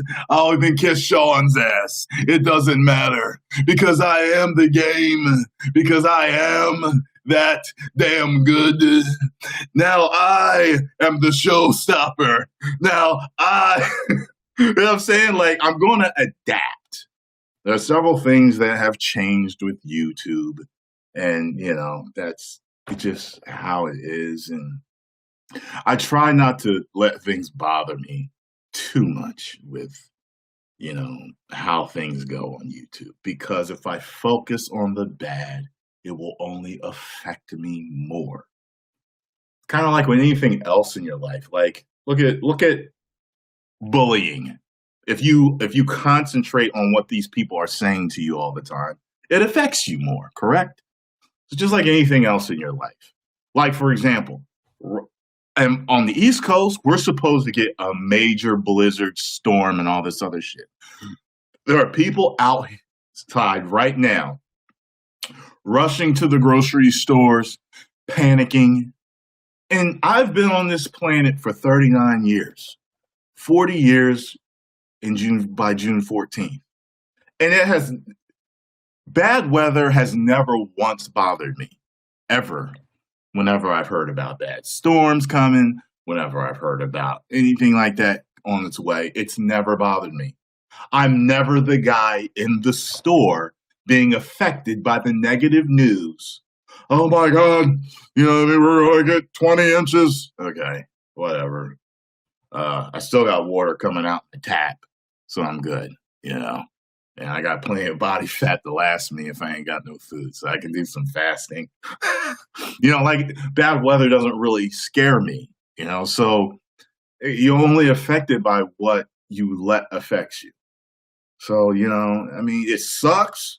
Oh yeah, it sucks when, YouTube changes certain things and you get less views, because that can change your budget as a YouTuber, if you're used to making a certain amount of money a month, and if it's cut drastically, if it's affected minimally, okay, you can handle that, If you're a person that plans for the worst, that's why I keep my expenses low, because, you never know what could happen, But as long as you keep your expenses low, you're planning for the worst, But, I don't know. I had a point I was going toward here. What was I talking about? YouTube, and if they change how many views you get or how you get paid and stuff, it affects you. If you're ready for it, if you're ready for it to come, so that's why I don't make too many big moves, like financially. I make a good living off of YouTube, but some people be like, you've been in that fucking small ass apartment for that long. I know you making money. What the fuck is wrong with you? Because I'm smart, you dumb fuck. That's why. Because I'm smart. Okay? All right? I expect the best, but I plan for the worst. Okay? So what if one day YouTube just shut the fuck down? I'm going to be good for at least 6 months or longer while I figure out another way to bring in money. You know what I'm saying? Like, some dumbasses think as soon as you start making a little bit of money, you're supposed to start flossing. No, that is not what you are supposed to do. Start saving for your retirement and investing your money and stuff like that. That's why I'm still in this damn studio apartment, because there's a lot of things that I just don't need. This new house that I'm looking at, I really liked. One of my main selling point was that it came furnished. So when I get a chance, I'm actually going to do a video where I show you guys, like, I'm still working through things, getting the house, and things aren't final yet. But once I do get it, and I'll start moving in or whatever, I'll do a virtual tour and I'll walk through the house with you, and you'll see why I got it. It came furnished. I don't got to do much, but put my down payment and start paying my mortgage. It's in a townhouse community. I ain't got to do the damn, I ain't got to mow the lawn.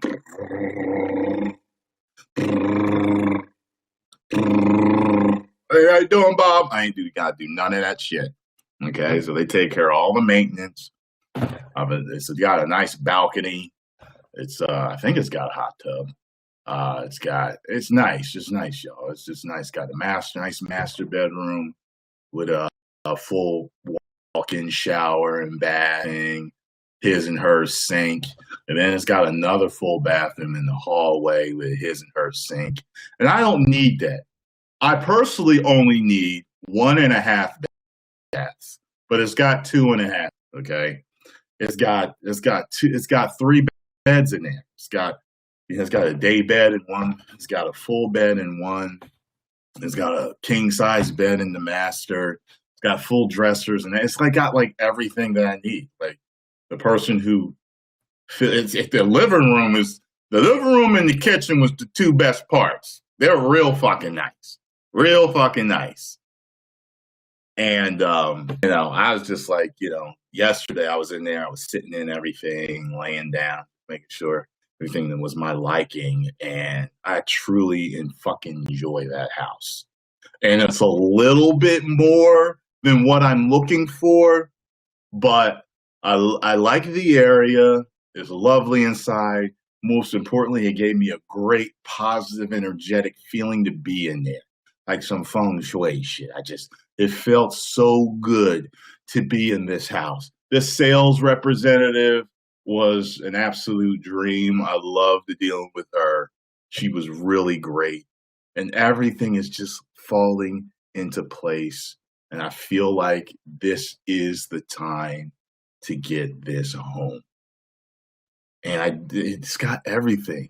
Kitchen table, it comes with the washer, the dryer, the stainless steel fridge, the stainless steel dishwasher, everything. It's got a microwave. I don't use microwaves. It's got everything. Because it's the model home, it also comes with their speaker system throughout the house. So I can use that. That's pretty cool. So I got music throughout the house. It's really fucking cool, yo. It's nice. And I got it for a damn good deal. You know what I mean? Y'all might see him God damn, how much that house cost? This nigga making millions. I'm not making no millions of dollars, But I made sure that it was also a house that if worse came to worse, I could still afford it. I always plan for the worst, but hope for the best, So, because you got to, because you never know when your thoughts are out of place. Your thoughts out of place, energy's out of place, it can fuck your life up. Never knew something bad could happen in your life. It could totally fuck you up, So you got to plan for that just in case, That's why I save. I save 80% of everything that I make. Sometimes I spend a little too much every month, but that's usually when I'm traveling. But because I like to be comfortable, so I like to travel in comfort. I don't travel first class or anything like that, but there's certain things I like that I need. And you guys that travel know, it's just certain things you need, and everybody's different. But anyway, it's really nice. It's close to all of my original family and friends area. So, it's a real good, and everything keeps falling into place for everything so far. So, we'll see if there's any monkey wrenches that come up. But so far, everything is good. So we'll see. And if so, I'll be moving in May. And what will eventually happen is if I do end up moving anywhere else, I'll make it a rental property. So it'll end up being my first rental property. Now, this is a point for a lot of you that are kind of in the business minded and success oriented and into developing different streams of income. When you get a rental property, or when you become successful, you usually want to have more than one thing bringing in money. So, that's the reason why you'll see so many YouTube gamers. They'll do videos on YouTube, but they'll also do Twitch. Because what if YouTube falls through? Then they've always got Twitch. What if Twitch falls through? Then they've always got YouTube.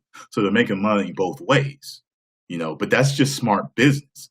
It's funny how some people will be like, oh, you guys are fucking greedy. Why are you doing it? No, we're not greedy. We're protecting ourselves financially. But you don't get that because you're used to the normal life of 9 to 5 and having one job. You're used to that shit. But when you become more business-minded, you're looking to have more than one stream of revenue, your income coming in. So if I have YouTube, but I've also got YouNow, which we can make a living off of, I've also got Riff.tv, we can make money off of, which works with kind of like donations. And YouNow works with like donations, kind of like Twitch. So there's 3 ways right there. But then I get a rental property. Then all of a sudden, now I'm a landlord, okay? And now there's people paying me rent to live in this nice furnished home, okay? So there's another stream of income. You see what I'm saying? So you want to, the more you're protected, easier it is on your heart and your mind and your peace of mind, Because you're like, a lot of people go through their lives worrying about losing their job. There was a certain part in my life, especially, and keep this in mind, once you learn your value, once you realize your value, you will never be fucking afraid to lose a job. And I learned my value, I would say, when did I learn my value? Sometime after I sold cars. I remember that because a lot of times when you acquire a skill, you realize that you can go anywhere and use that skill. There was a guy I used to work with named, let me see, was it Harry? I think it was Harry Sewell. Harry Sewell. And Harry used to say to me, I remember he used to say to me, he was so funny, man. He was so funny, dude, man. I loved Harry, man. He used to say to me, he always had this pimp ass grin. He'd be like, they can threaten to fire me all day. Fire me. I'm a salesman. I'll go anywhere I want. And he would just walk away. And at that time, though, I was a person that didn't realize my value. I didn't know what skills that I really possessed that I could take anywhere. And I was afraid of losing my job. And in that particular environment, they threaten you with your job all the time. Fear is a very positive motivator. Sinestro may be right in choosing the yellow corpse. Fear, I think, runs the world, to tell you the truth, more than willpower, than will. I really do. I think fear does really run the world. People are really kept in fear about certain things. And it's kind of like when you scare a person into saying, you'll know you won't be able to feed yourself. You won't be able to clothe yourself. You won't be able to pay your bills. You won't be able to take care of your family. It's a very powerful motivator.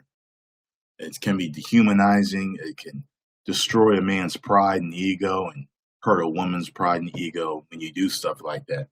Unfortunately, it works very well. But if you're a person that realizes your value, you're kind of like, fire me. Fire me. Because I'm a salesperson. I'll go anywhere I fucking want, and then I'll become great at that. So either you're going to realize my value and keep me on board to make you more money, or you can fire me and I'll leave and I'll make somebody else more money. What's it going to be? And you truly won't be afraid to lose your job. And some people be at like a minimal job, like cashier at Walmart, afraid to get fired. Okay, you got fired at Walmart. Fuck them. They didn't treat you right or whatever. Then go to Target. You know what I'm saying? Go to Target and be a cashier. Who the fuck cares? You already got experience in being a cashier. Be a cashier somewhere else. I mean, all the way up to the highest levels of position. You know, it's I'm not afraid of that shit. You know. Yes, does it bother me? Yeah, it would bother me to lose certain forms of income, you know, but I can't dwell on it because I know I have certain skills that, you know, I can use to make a living. You know what I'm saying, y'all? Trying to teach y'all some shit, nigga. Getting hot.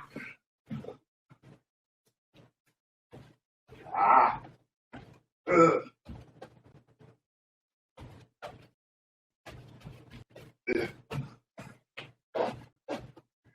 That's right. You go ahead and fire me. Should have dropped the elbow on it, but I didn't feel like hurt myself. You know what I'm saying, man? Shit. I'm trying to tell y'all some good shit here. You know?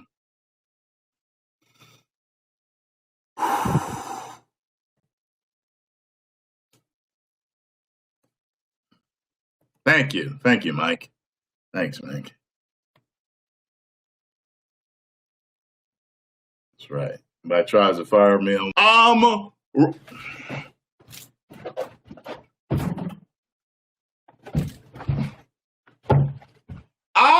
Rome Flair. Yeah.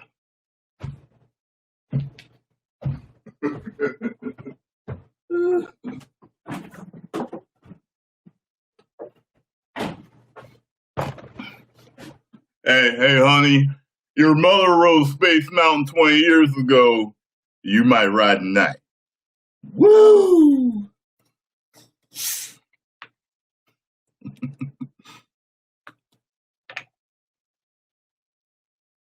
Space Mountain. Hey, buddy. Yeah, yeah. Oldest ride, longest line. Yeah. Ask your mother and ask your sister. I'm the man.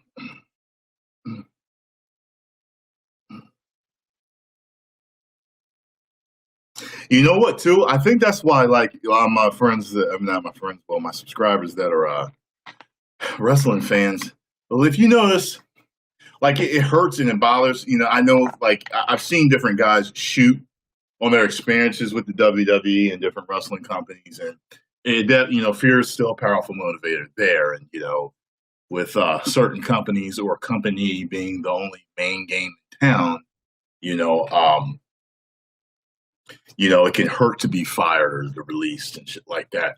But I've noticed there's certain wrestlers that really aren't afraid to be let go. And they will actually ask for their release because they know they have a skill that they've acquired that they can take anywhere and still make a living.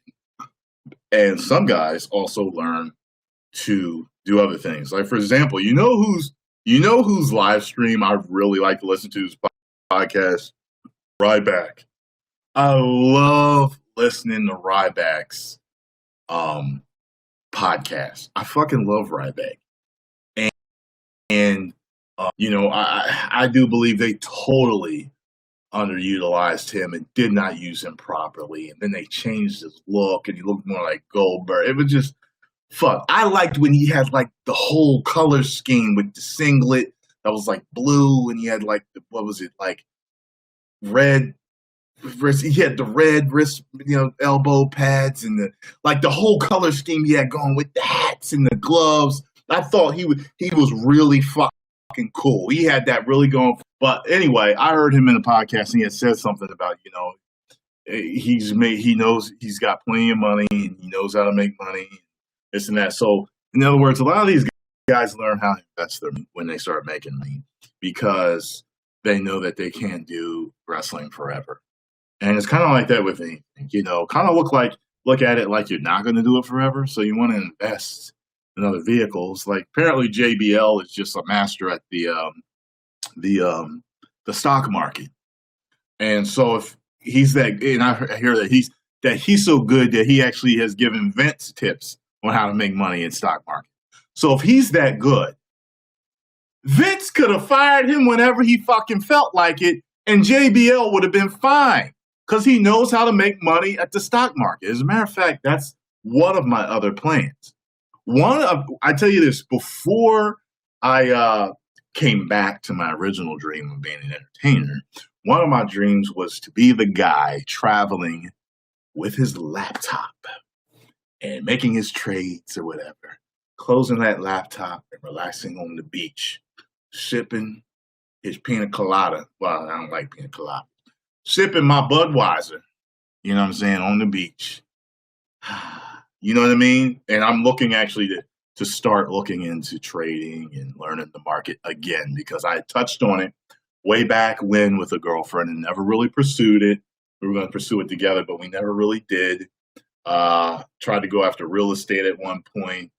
It just wasn't the right time for us, specifically in particular, and it wasn't the right thing. That was before I learned to really follow your passion. Like, do something you love or you're not going to really like it. And real estate, while it is a great game to get into, I don't think it's right for me. Or as big time, because I told you I want to have a rental property, but or more. But I have property managers handle my thing. I'm not going to do real estate myself. But to me, getting my hands on in real estate, I mean in the stock market, something about that is just really fucking cool. Being able to kind of master these numbers to where I can make these educated decisions and guesses and projections and be able to do that. Because numbers have always been a thing that have kind of irritated me. While I always passed my math classes, I was never as skilled in math as I was at, say, something like science, like biology and nature and all that stuff. I always aced all that stuff. For some reason, I was just really good at it. But I always want to become a master at mathematics in a way.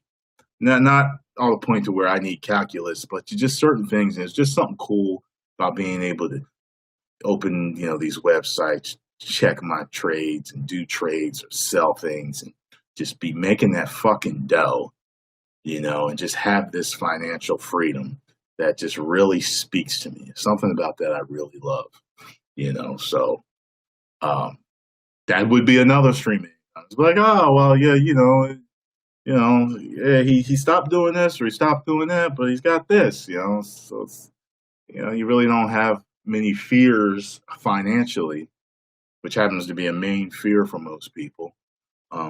But if you have multiple ways of making money, you're really not worried. I remember a little while back, I was watching something on Jessica Alba, and I found out that she's like worth billions now because she has $1 billion company or something. I never knew that. And what's funny was I remember kind of thinking to myself, wow, she kind of disappeared. I ain't seen her in a while. I wonder what she's doing. Sometimes you'll think to yourself as a regular old, a person that's just looking at the star for what they see on TV, like, damn, I wonder if they broke. They ain't working no more. And it's like, wait a minute. This person's running a fucking $1 billion company. Wow, they're doing just fine. She had another skill that she utilized. You know what I'm saying? So that's what I mean with stuff like that. Have multiple things that you can kind of be good at that can kind of, support you.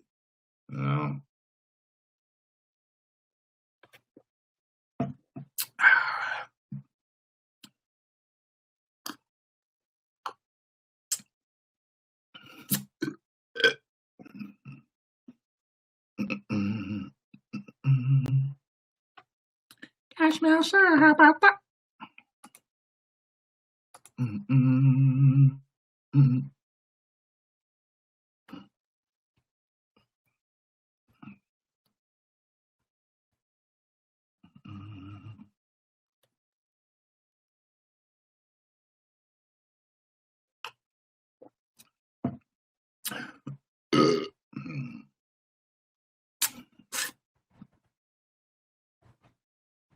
How about you go to my channel and find out?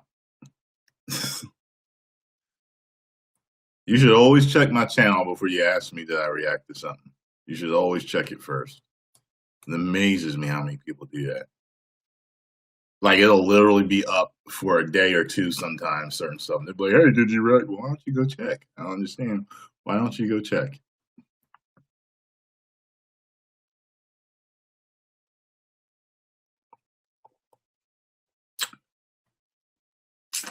No, I'll never react to porn. Okay? Find somebody else to do that shit. Fuck out of here, Austin.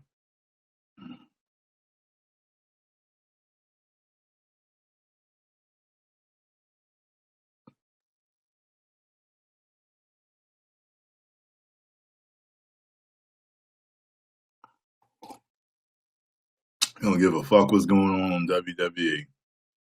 I don't give a damn. Is The Rock there?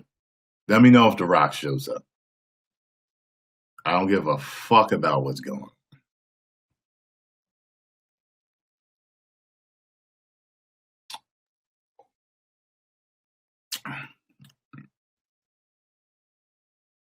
Thank you, Nin Station fan.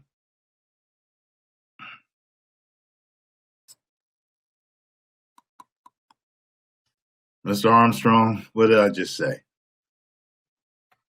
I said, was The Rock there?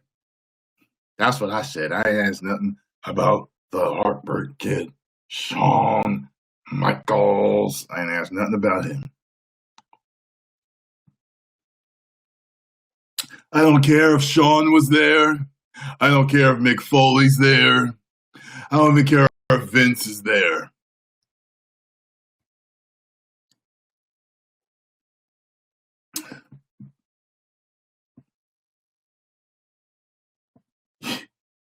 Yeah, the kids acting. Yeah, Virgo. Yeah, that shit. You right about that. I feel like the kids are really gonna fucking irritate me in this movie. And the last night, I really do. Some feels too forced and over the top with them, man. I don't like them already. Especially the girl. I don't like her. Sorry. That's nothing against the little girl personally. I'm just talking about how they have her acting. I just don't,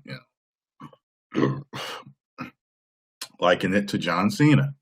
I hate the character. I don't have a problem with the guy.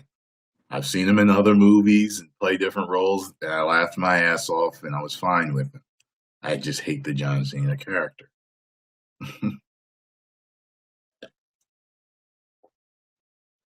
Some people are like, oh, why you talk about a little girl like that? Just talking about the character the girl's playing. I don't know who this little girl is personally.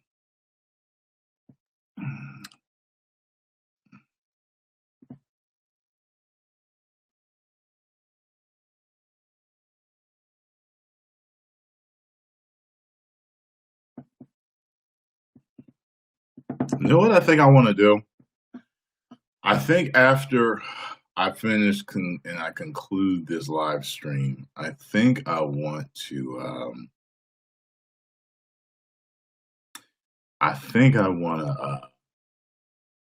I may. I want to do a stream on Rift.tv. I think I might. I'm either going to do Death Note or I'm going to do Sausage Party. Or I'm going to do Sausage Party because I've been meaning to watch that.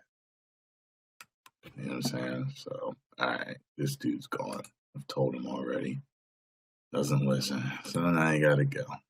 Goodbye.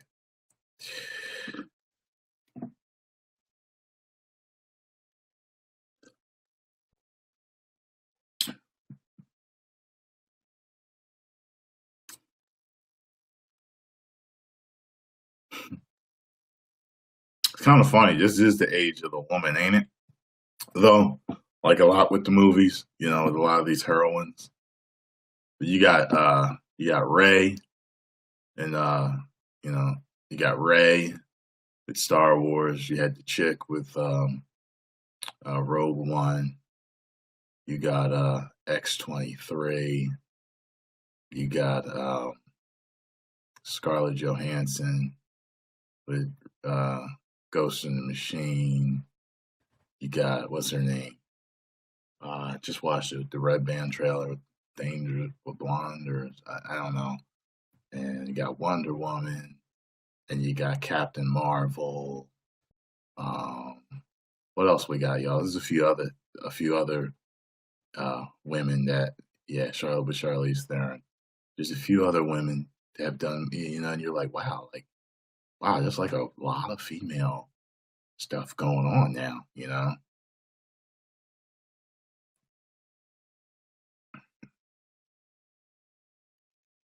Hunger Games, yes, Hunger Games. Um, now I don't even count Tomb Raider. Tomb Raider was like before. I'm talking about like now, the last couple of years. Um, I don't think there's anything wrong with it. I just think it's kind of interesting how it's like the age of the heroine now, you know. I mean, I'll tell you this. I mean, if Hollywood can do something with it, I think it'll be cool. I think it gives them a lot of different scenarios now with movies, you know. But I say just yeah. Um, oh, Ex Machina. She gonna be the new Tomb. I liked her. She would have got me. She would have got me. Remember, y'all remember the end of the movie? Don't spoil it, y'all. But yeah, the end of the movie, I was like, damn, I'd have been that dude.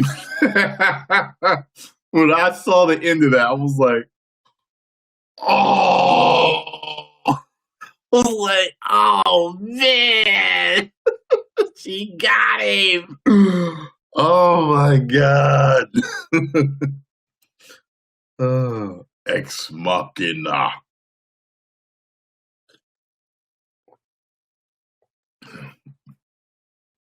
Even with whatchamacallit, Prometheus, woman was the lead, correct? Is it that way too with the next Aliens Covenant? You know what I'm saying? Like there's a lot of like stuff they're doing, like these lead female roles. You know what I'm saying? Thank you, Choke Mate. I hope you're a woman.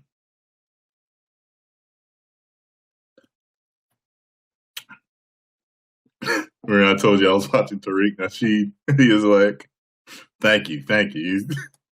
He was like, I hope you're a woman. He said, if you're a man, kill yourself.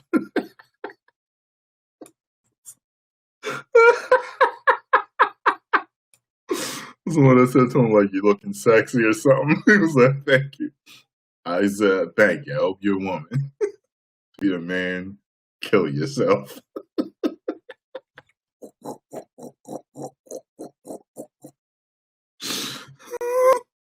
I know like 97%. Actually, let me check. Let me see if I can check my stats now. Let me check my stats and let's see. Let me my analytics. I don't check my analytics much. I just let my channel do what it do. I just try to put 100% in everything that I do, and I let my positive energy and everything work for itself. And it's been working that way. But let me see if I can find.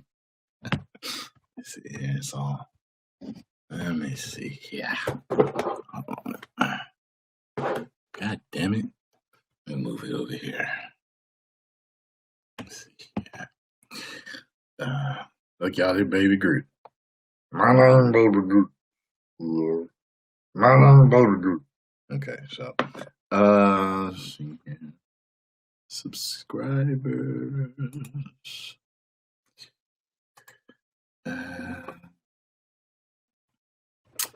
Let's see. Yeah.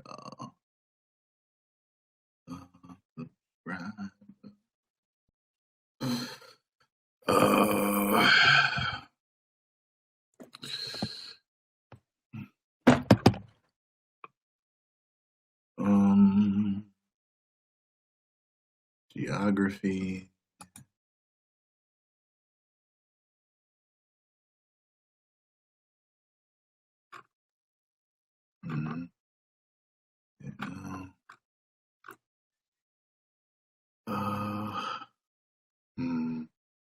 Comparison groups.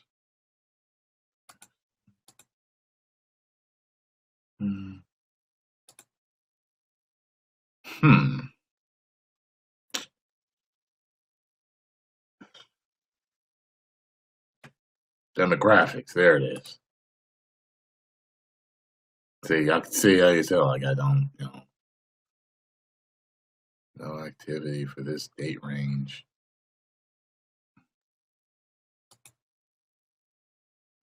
subscribe. See what it gives me now.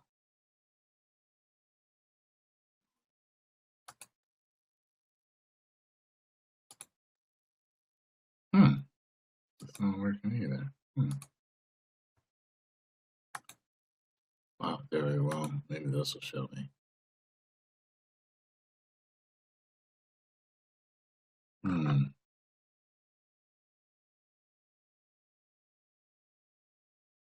Oh, they changed. Oh, they changed the way it looks. Okay, so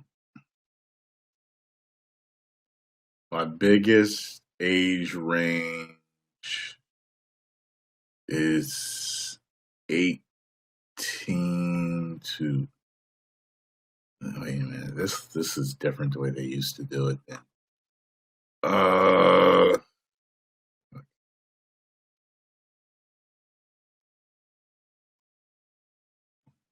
Two.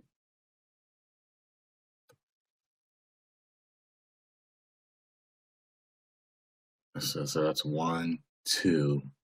That's 3. This is 4. So 95% of my viewers are still male.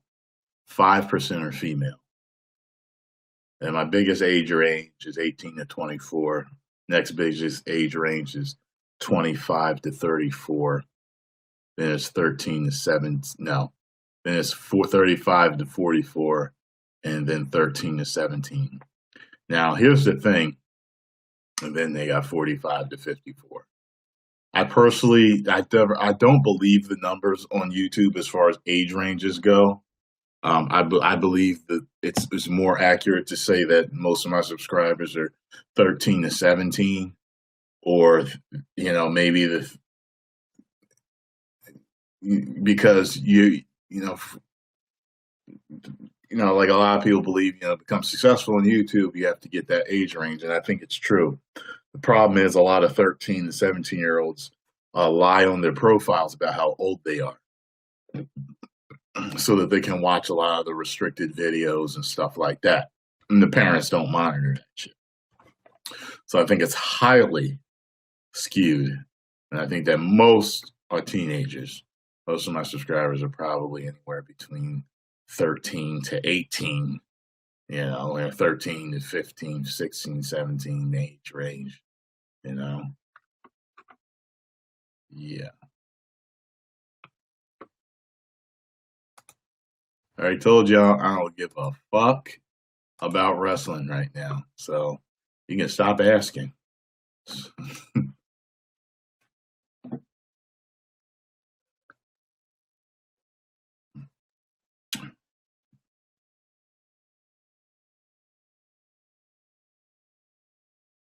5%ers. Didn't I used to have a saying for the female subscribers, something like that? I think I used to have that. I think I used to call them the 5%ers. I think I used to call them that. Or I should say 3%ers or whatever it was at that. When I first discovered that, that's what I used to call them, whatever percentage they were.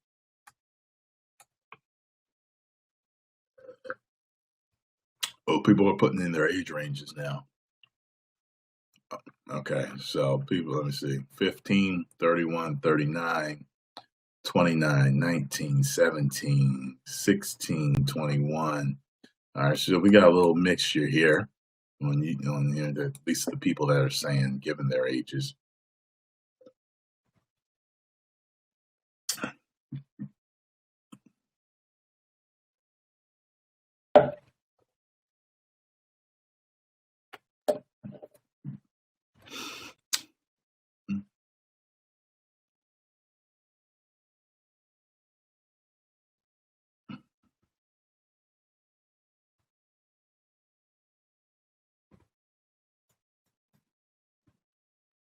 Thank you, Mr. Rice.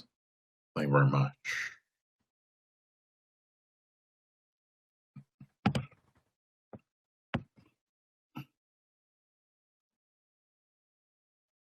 $18, 19, 28, 23, 18,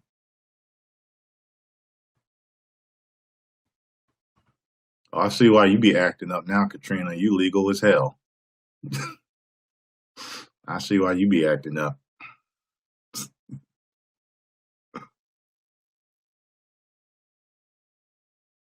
$44. Andre Washington. Mr. Washington. 4 years my senior. What's happening, nigga? 22, 15, 30. Okay. 25, 26.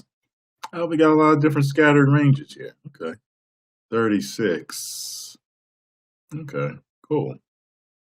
Maybe it is more accurate. I don't know. 19. Okay. But I still think it is more of that 13 to 17. I really do. Especially out of a lot of the guys that I meet. They tend to be in that age range. I meet people when I see them out.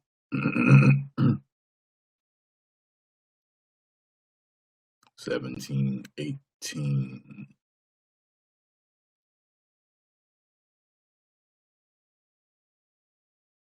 The hell are you talking about, Marky? How old are you saying stuff like that?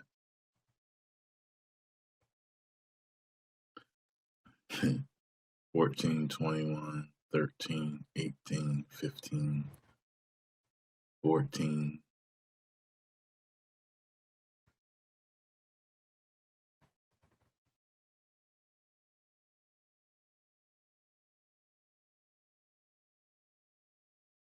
$19, $39, $20,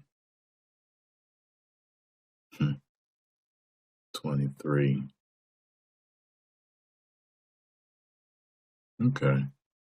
I got a nice range up in this joint.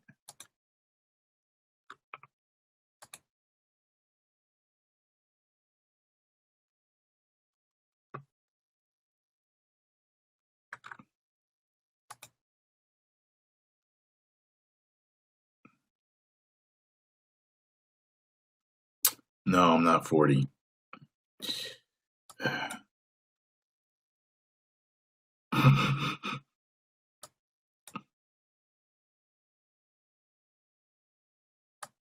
Not yet. That's true. I am immortal. That is true.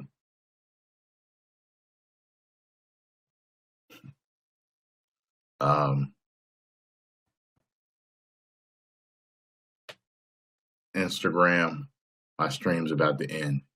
I know they cut off the stream. I don't know. Probably at a half hour, I think they cut it off.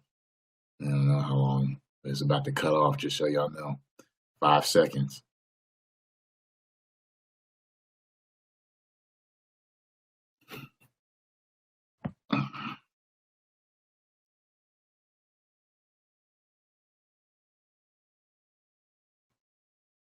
The hell?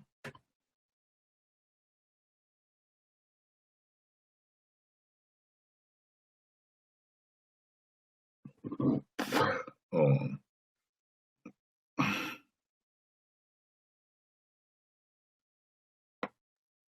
The hell? This phone's really been acting up lately, man.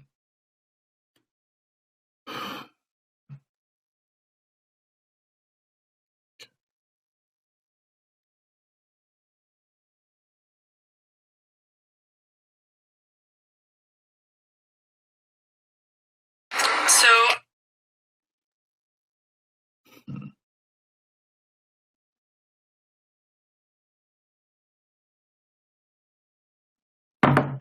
All right.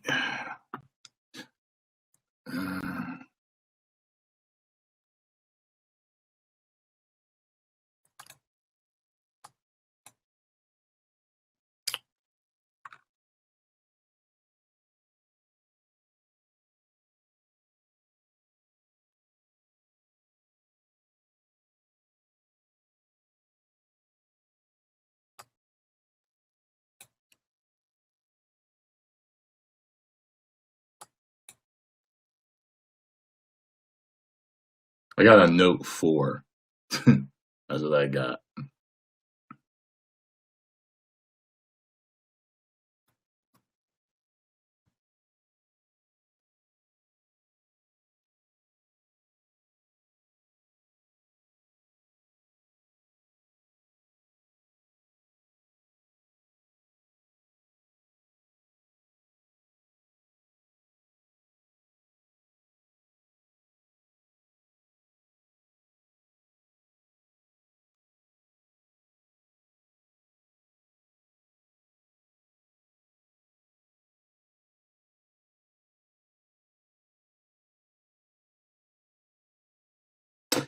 All right, y'all. I guess I'll get going.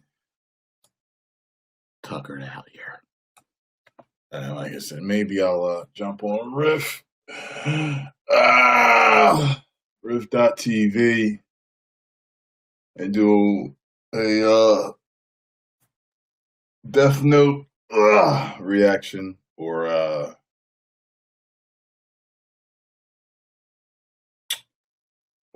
Sausage Party. Yeah. So I will see y'all soon. Thanks for sticking with this one. And yeah. See y'all soon. Yeah. Look for me in the next few minutes to a half hour to be on Riff. Get over there for real. Subscribe. It's free. As long as you got